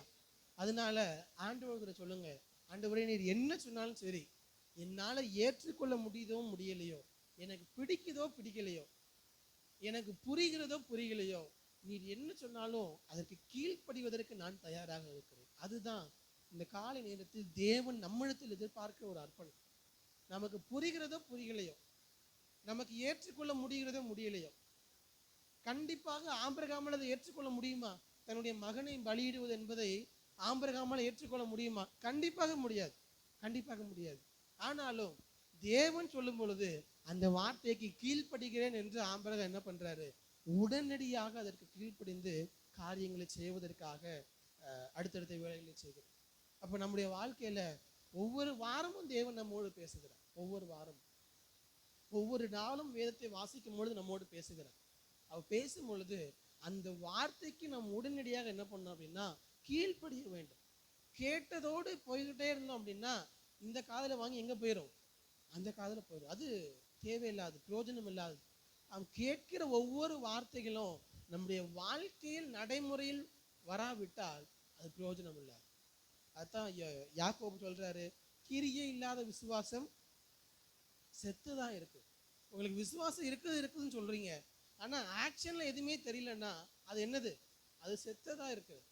நீங்க என்ன விசுவாசிக்கிறீங்கிறது எதுல தெரியணும்னா உங்க ஆக்ஷன்ல தெரியும். நான் ரொம்ப பொறுமையானவன் பாஸ்டர், பொறுமையானவன் சொல்லிட்டே இருக்கிறது இல்லை, உங்க வாழ்க்கையில என்ன தெரியணும், நம்ம பொறுமையானவன் தெரியணும். அப்படிதானே? நமக்கு எல்லாமே மனசுல வச்சுட்டே இருக்கிறோம் பாஸ்டர், ஆனா ஏதாவது நடக்கும்போது உடனே கோவம் வந்துடும் அப்படின்னா நம்ம இன்னும் என்ன யாரும் மாறல, பொறுமையானவங்கள மாறல. அப்ப நம்ம என்ன கேட்கிறோமோ அது முக்கியம் அல்ல, கேட்பதை எப்படி உடனடியாக நம்முடைய வாழ்க்கையில நடைமுறைப்படுத்துகிறோம். ஆபிரகாம் ஒரு நாள் கூட வெயிட் பண்ணல, உடனடியாக. நம்ம என்னென்ன எக்ஸ்கியூஸ்லாம் ஆண்டவர் சொல்றோம், ஆண்டவரே இப்போ எனக்கு டைம் இல்லை ஆண்டவரே, கொஞ்ச நாள் ஆகட்டும், இந்தந்த காரியங்கள்லாம் சேரு, இந்தந்த ஊழியங்கள்லாம் சேரு. எத்தனை முறை சொல்லியிருப்போம் ஆண்டவரிடத்துல, ஆண்டவர் இப்போ இதற்கான காசு என் கையில இல்லை, காசு வரும்போது இந்தந்த காரியங்களை செய்யற ஆண்டவர், இப்போ எனக்கு இதற்கான டேலண்ட் எனக்கு இல்லை, இப்போ என்னால் இந்த ஊழியங்கள்லாம் செய்ய முடியாது, எனக்கு அதெல்லாம் நான் கற்றுக்கொண்ட பிறகு நான் பண்ணுகிறேன். இப்படி எத்தனை எக்ஸ்கியூஸ் ஆண்டவர் சொல்லியிருப்போம். நேரம் இல்லை, பணம் இல்லை, தாளந்து இல்லை, இது இல்லை, அதெல்லாம் எவ்வளவு எக்ஸ்கியூஸ் சொல்லியிருப்போம். ஆனால் ஆண்டவர் அதை எதையுமே எதிர்பார்க்கறதில்லை. ஆண்டவர் ஒன்று சொல்றாரா, உடனடியாக அதற்கு கீழ்ப்படுகிறது தான் தேவன் நம்மளுக்கு எதிர்பார்க்க. இந்த காலை நேரத்தில் அந்த அர்ப்பணத்தை தேவன் நம்ம ஒவ்வொருவருக்கும் தருவாங்க. தேவன் என்ன சொல்லுகிறாரோ முழுவதுமாக 100% அதுக்கு கீழ்ப்படிவதற்கு என்னை நான் அர்ப்பணிக்கிறேன் என்ற இருதயத்தோடு நாம் இருப்போம். தேவன் நம்மை வழி நடத்துவோம். தொடர்ந்து 4ஆம் வசனத்தை வாசிங்க. 3ஆம் நாளில் ஆபிரகாம் தன் கண்களை ஏறெடுத்து பார்த்து தூரத்திலே அந்த இடத்தை கண்டான். அப்போ ஆபிரகாம் வீட்டில இருந்து கிளம்பி எத்தனை நாள் பிரயாணம் வருகிறார் என்றால் 3 நாள் வருகிறார். இது ஒருவேளை எமோஷனலா உடனடியா ஒரு டிசிஷன் எடுத்தார் என்றால் 3 நாட்கள் இரவும் பகலும் அவர் நடந்து வரும் பொழுது போகும் பொழுது அவர் யோசிச்சிருப்பார். கண்டிப்பா நம்ம செய்யலாமா செய்ய வேண்டாமா என்ன செய்யறது என்பதை கண்டிப்பாக இந்த 3 நாள்ல யோசிச்சிருப்பார். யோசித்து அடுத்தடுத்து போக போக போக ஒரு இடத்துக்கு வரும் பொழுது 5ஆம் வசனத்துல ஆபிரகாம் சொல்லுகிறார், இதுக்கப்புறம் இந்த வேலைக்காரர்கள் கூட வந்தா தேவன் என்ன சொல்லுகிறாரோ அதை செய்ய முடியாது என்பது அவருக்கு தெரிஞ்சது. 5ஆம் வசனத்துல பாருங்க, அப்பொழுது ஆபிரகாம் தன் வேலைக்காரரை நோக்கி, நீங்கள் கழுதைகளை நிறுத்தி இங்கே காத்திருங்கள், நானும் பிள்ளையாண்டானும் அவ்விடம் மட்டும் போய் தொழுது கொண்டு உங்களிடத்துக்கு திரும்பி வருவோம். அவனுக்கு தெரியும், ஒருவேளை வேலைக்காரர்களை அழைத்து கொண்டு அங்க போனா கண்டிப்பாக வேலைக்காரர்கள் என்ன பண்ண மாட்டாங்க, ஈசாக்கை பலியிடுவதற்கு விட மாட்டாங்க, கண்டிப்பாக விட மாட்டாங்க அப்படிங்கிறது தெரியும். அதை தடுப்பார்கள் என்பது தெரியும். அதனால என்ன பண்ணுகிறார், அந்த இடம் பக்கத்துல தான் இருக்குன்னு தெரிஞ்சிருச்சு. உடனே வேலைக்காரர்களை அங்கேயே நிப்பாட்டுகிறார். அங்கேயே நிப்பாட்டிட்டு ஈசாக்கை மாத்திரம் என்ன பண்றாருன்னா கூட கூட்டி கொண்டு போகிறார். நம்முடைய வாழ்க்கையிலும் அநேக நேரங்களில் தேவனுக்கு நாம் கீழ்ப்படியாமல் போவதற்கு காரணம் நம்ம கிடையாது, நம்மோடு இருக்கக்கூடிய சுற்றி இருக்கக்கூடிய அநேக மனிதர்கள் தேவ வார்த்தைக்கு கீழ்ப்படிய முடியாமல் நமக்கு தடையாக இருப்பார்கள். நீங்க யோசிச்சு பாருங்க, உங்க வாழ்க்கையில அநேக நேரத்துல நீங்க தேவனுக்காக ஏதாவது செய்யணும்னு நினைப்பீங்க, சுற்றி இருக்க 4 பேர் சொல்லுவாங்க, அதெல்லாம் நீ எதுக்கு பண்ணிட்டு, அதெல்லாம் உனக்கு செட் ஆகாது, நீ என்ன அவ்வளவு பெரிய ஆளா, இந்த மாதிரியான சத்தங்கள் நம்மை சுற்றி வந்து கொண்டே இருக்கும். அதெல்லாம் என்ன பண்ணிடணும் அப்படின்னா ஆபிரகாமை போல அங்கேயே நிப்பாட்டிட்டு நீங்க மட்டும் போயிட்டே இருக்கும் ஆண்டவரை நோக்கி. ஆண்டவர் உங்களுடைய வாழ்க்கையை நடத்துகிறாரா, உங்களோடு பேசுகிறாரா? சுற்றி இருக்கக்கூடிய சத்தம் எப்பொழுதுமே நம்ம கீழே தள்ளுற சத்தமாக தான் இருக்கும். எப்பொழுதுமே உனக்கு அதெல்லாம் செட் ஆகாது, நீ எப்படி அதெல்லாம் பண்ண முடியும், நீ எப்படி அந்த காரியத்தை செய்ய முடியும், உன்னால் அதுக்கு கீழ்ப்படிய முடியாது, நீ இருக்கிறதே போதும். இந்த மாதிரியான உலகத்தின் சத்தம் எப்பொழுதும் நம்முடைய காதுகளில் துணித்து கொண்டே தான் இருக்கும். அதையெல்லாம் கேட்டுட்டே இருந்தோம்னா கடைசி வரைக்கும் தேவன் என்ன சொல்லுகிறாரோ அதற்கு கீழ்ப்படியவே முடியாது. அதை என்ன பண்ணிடணும் அப்படின்னா அது அங்கேயே வச்சிடணும். நீங்க நல்லா யோசிச்சு பாருங்க, உங்களை எப்பொழுதுமே உங்களிடத்துல இந்த மாதிரி பேசுகிற நபர்கள் யாராவது யோசிச்சு பார்த்தீங்கன்னா ஈஸியாக கண்டுபிடிச்சிடலாம். உங்க வாழ்க்கையில் தேவனுக்கு அடுத்த காரியத்தை குறித்து எப்பொழுதுமே தவறா பேசிட்டே இருப்பாங்க, நம்மளை வளரவே விட மாட்டாங்க. அந்த நபர்களை அங்கேயே நிப்பாட்டிடணும். உங்களுடைய ஆவிக்குரிய வாழ்க்கையில அவங்களை நீங்க எழுதி செல்லவே முடியாது, கூட அங்கேயே நிப்பாட்டிடணும். அதுக்காக கணவனும் மனைவியோ என்னை டிஸ்டர்ப் பண்றாங்க அங்கேயே நிப்பாட்டிடக்கூடாது. கணவன் மனைவியாக இருந்தால் நீங்க சேர்ந்து தான் போகணும், இழுத்துட்டு தான் போகணும். வெளியில் உள்ள யாராக இருந்தாலும் சரி, ஒருவேளை சாராள்கிட்ட சொன்னா விட மாட்டான்னு தெரிஞ்சுதான் என்ன பண்ணல, அவரு சாராள்கிட்ட சொல்லவே இல்லை, காலங்காத்தால கிளம்பிட்டார் ஈசா கூட்டிட்டு. அதனால நீங்களும் அப்படி கிளம்பிடாதீங்க. நம்ம குடும்பமாக தான் காரியங்களை செய்யணும். ஆனால் சுற்றி இருக்கக்கூடிய சத்தங்கள், அநேக சத்தங்கள், நம்ம என்ன பண்ணணும் அப்படின்னா தேவ சத்தத்துக்கு கீழ்ப்படிய முடியாமல், தேவனோடு கூட இருக்கக்கூடிய வாழ்க்கையில் வளர முடியாமல் நம்மை தடுக்கிற அநேக சத்தங்கள் இந்த உலகத்திலிருந்து வந்து கொண்டே இருக்கும். அதையெல்லாம் கட் பண்ணுங்க, அதெல்லாம் ஸ்டாப் பண்ணுங்க, அந்த உறவுகளை நிப்பாட்டுங்க. ஒரு சில நேரங்களில் இந்த மாதிரி பேசும் பொழுது அதை அங்கேயே நிப்பாட்டிடுங்க, அங்கேயே நிப்பாட்டுங்க. நீங்க தேவனை மாத்திரப்பா. யார் உங்களை தேவனோடு நெருங்குவதற்கு உற்சாகப்படுத்துறாங்களோ அதை மட்டும் கேட்டுக்கணும். யார் உங்களை தேவனோடு வளருவதற்கு, தேவனுடைய சத்தத்தை கேட்பதற்கு, அவருக்கு கீழ்ப்படிவதற்கு யார் உங்களை உற்சாகப்படுத்துகிறார்களோ அந்த சத்தத்தை கேளுங்க. யார் உங்களை தேவனை விட்டு தூரமா பிரிக்கிறார்களோ, யார் தேவ சத்தத்துக்கு கீழ்ப்படிய முடியாமல் பண்ணுகிறார்களோ அந்த சத்தத்தை அங்கேயே நிப்பாட்டிடுங்க. இன்னும் சொல்ல போனா நீங்க ஏதாவது செய்யணும்னு நினைக்கும் பொழுது உனக்கு இதெல்லாம் சரியாகாது, உனக்கு இதெல்லாம் ஒத்து வராது, உனக்கு இதெல்லாம் செட் ஆகாது அப்படிங்கிற எண்ணத்தை உங்களுக்கு யாரெல்லாம் கொடுக்குறாங்களோ அவங்கள உங்க மனசுல இருந்து என்ன பண்ணிருங்க அப்படின்னா இது நம்ம ஸ்பிரிச்சுவல் லைஃபுக்கு செட் ஆகாது அப்படின்னு நீங்க என்ன பண்ணுங்க, கட் பண்ணிடுங்க. நீங்க தேவனுக்காக ஏதாவது செய்யும் பொழுது யாரும் உங்களை என்ன பண்ணக்கூடாது அப்படின்னா தடுக்கிறதுக்கு நீங்கள் விடக்கூடாது. நானும் என் தேவனும் அதான் ஆபிரகாம் வந்துட்டாரு. வேலைக்காரர்கள் எல்லாரையும் நிப்பாட்டிட்டு அவனும் ஈசாக்கு மட்டும் மேல் நோக்கி போறாங்க. மேல் நோக்கி போகும் பொழுது ஆபிரகாம் இருதயத்துல எவ்வளவு காரியங்கள் ஓடிக்கொண்டிருக்குன்னு தெரியல. கண்டிப்பாக ஈசா கிட்ட பேசியிருப்பாரானா கூட எனக்கு தெரியல. கண்டிப்பா ஈசா என்ன பண்ணியிருக்க முடியாது, பேசியிருக்க முடியாது. தன்னுடைய சொந்த மகனை பலியிட போகிறார். என்ன பேசுவார் ஈசா கிட்ட? என்ன பேச முடியும்? ஒன்றும் பேசியிருக்க மாட்டார். 2 பேர் அப்படியே போயிருப்பாங்க. 7வது வசனத்துல பாருங்க, ஈசாக்கு தான் ஆபிரகாமை பார்த்து ஒரு கேள்வி கேட்கிறார். என்ன கேட்கிறார் பாருங்க. என் தகப்பனே என்றான். என் மகனே. அப்பொழுது அவன்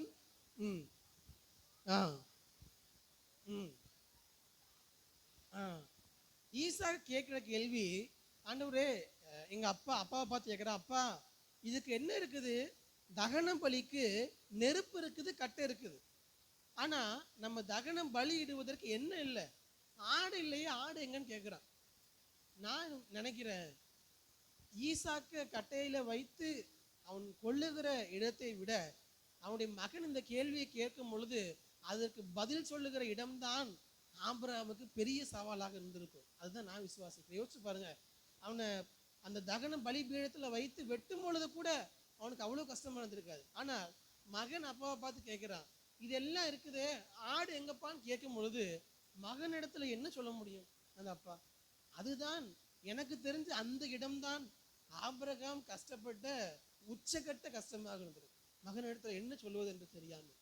இன்னைக்கு அநேக நேரத்துல தேவன் அந்த வேத பகுதியை மீண்டும் மீண்டும் எனக்கு சொன்னதுக்கான மிக முக்கியமான காரணம் இந்த இடம் தான்.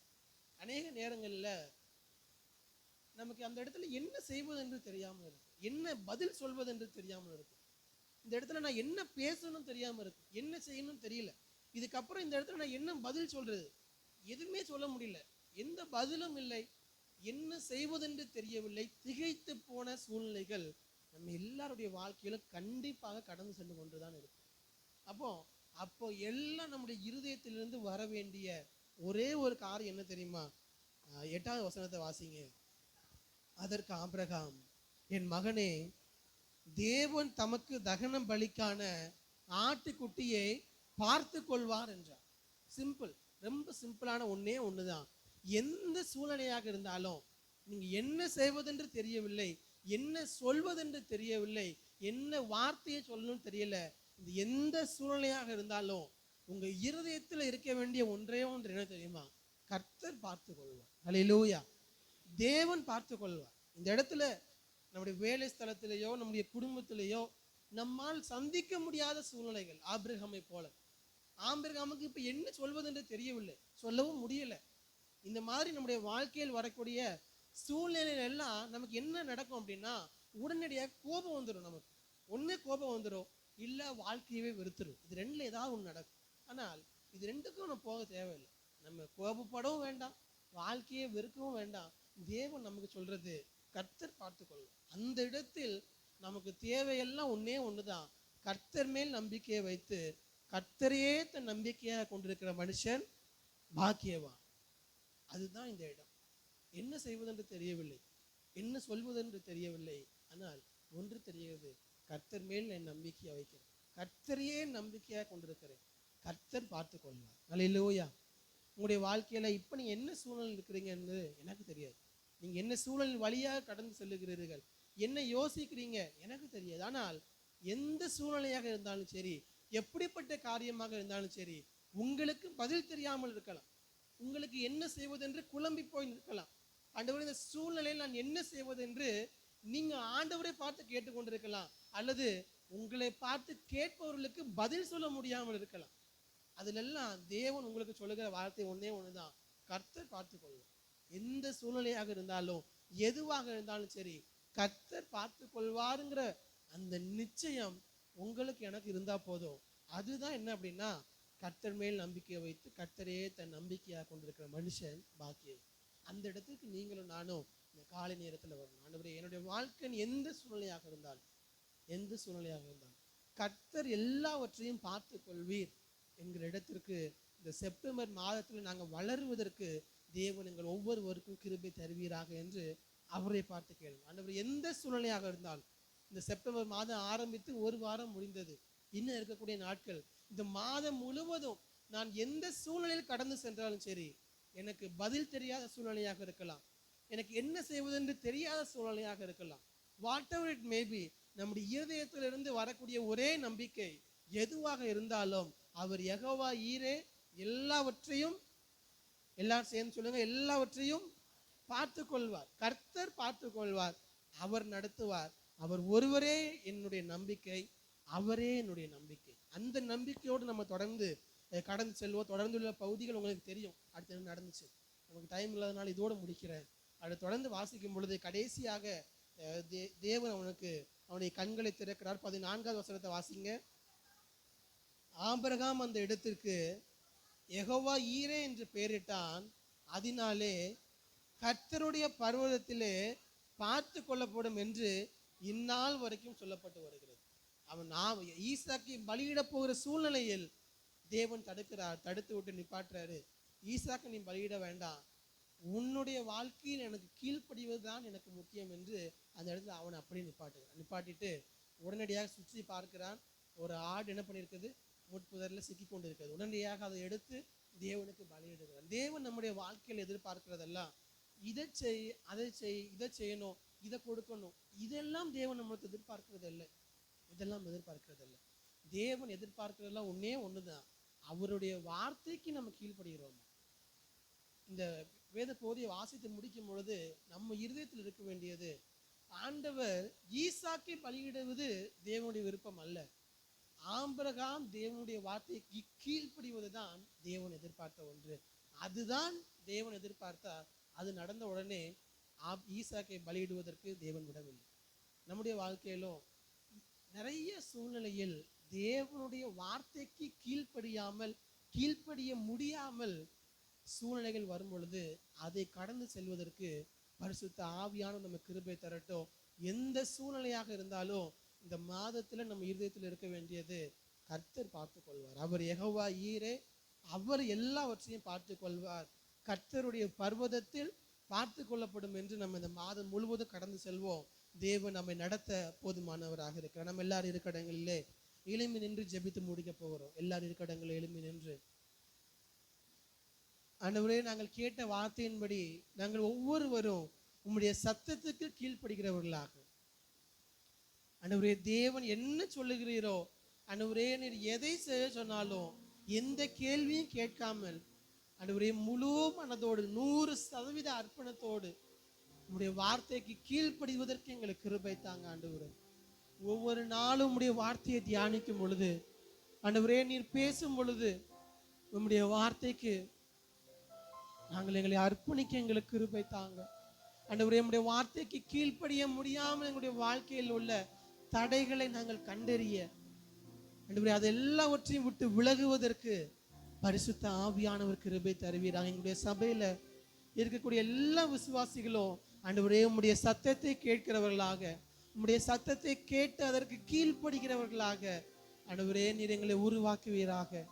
எங்களுடைய வாழ்க்கையின் எல்லா சூழ்நிலையிலும் கர்த்தர் பார்த்து கொள்வார் என்கிற நிச்சயத்தை, நம்பிக்கையை எங்கள் ஒவ்வொருடைய இருதயத்தில் இன்னும் ஆழமாக இந்த செப்டம்பர் மாதத்திலே தேவன் தரும்படியாக நாங்கள் ஜெபிக்கிறோம். அப்பா ஆண்டவரே, இந்த மாதத்துல எந்த சூழ்நிலையாக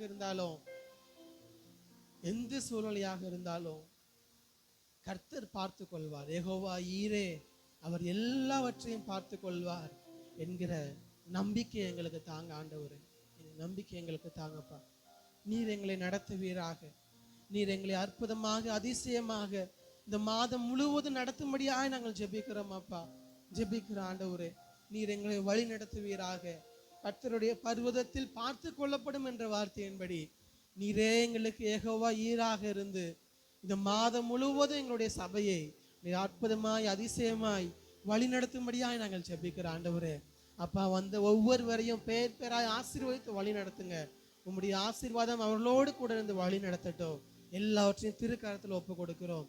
இயேசு கிறிஸ்துவின் நாமத்தில் ஜெபிக்கிறோம் எங்கள் ஜீவனும் நல்ல பிதாவே, ஆமென்.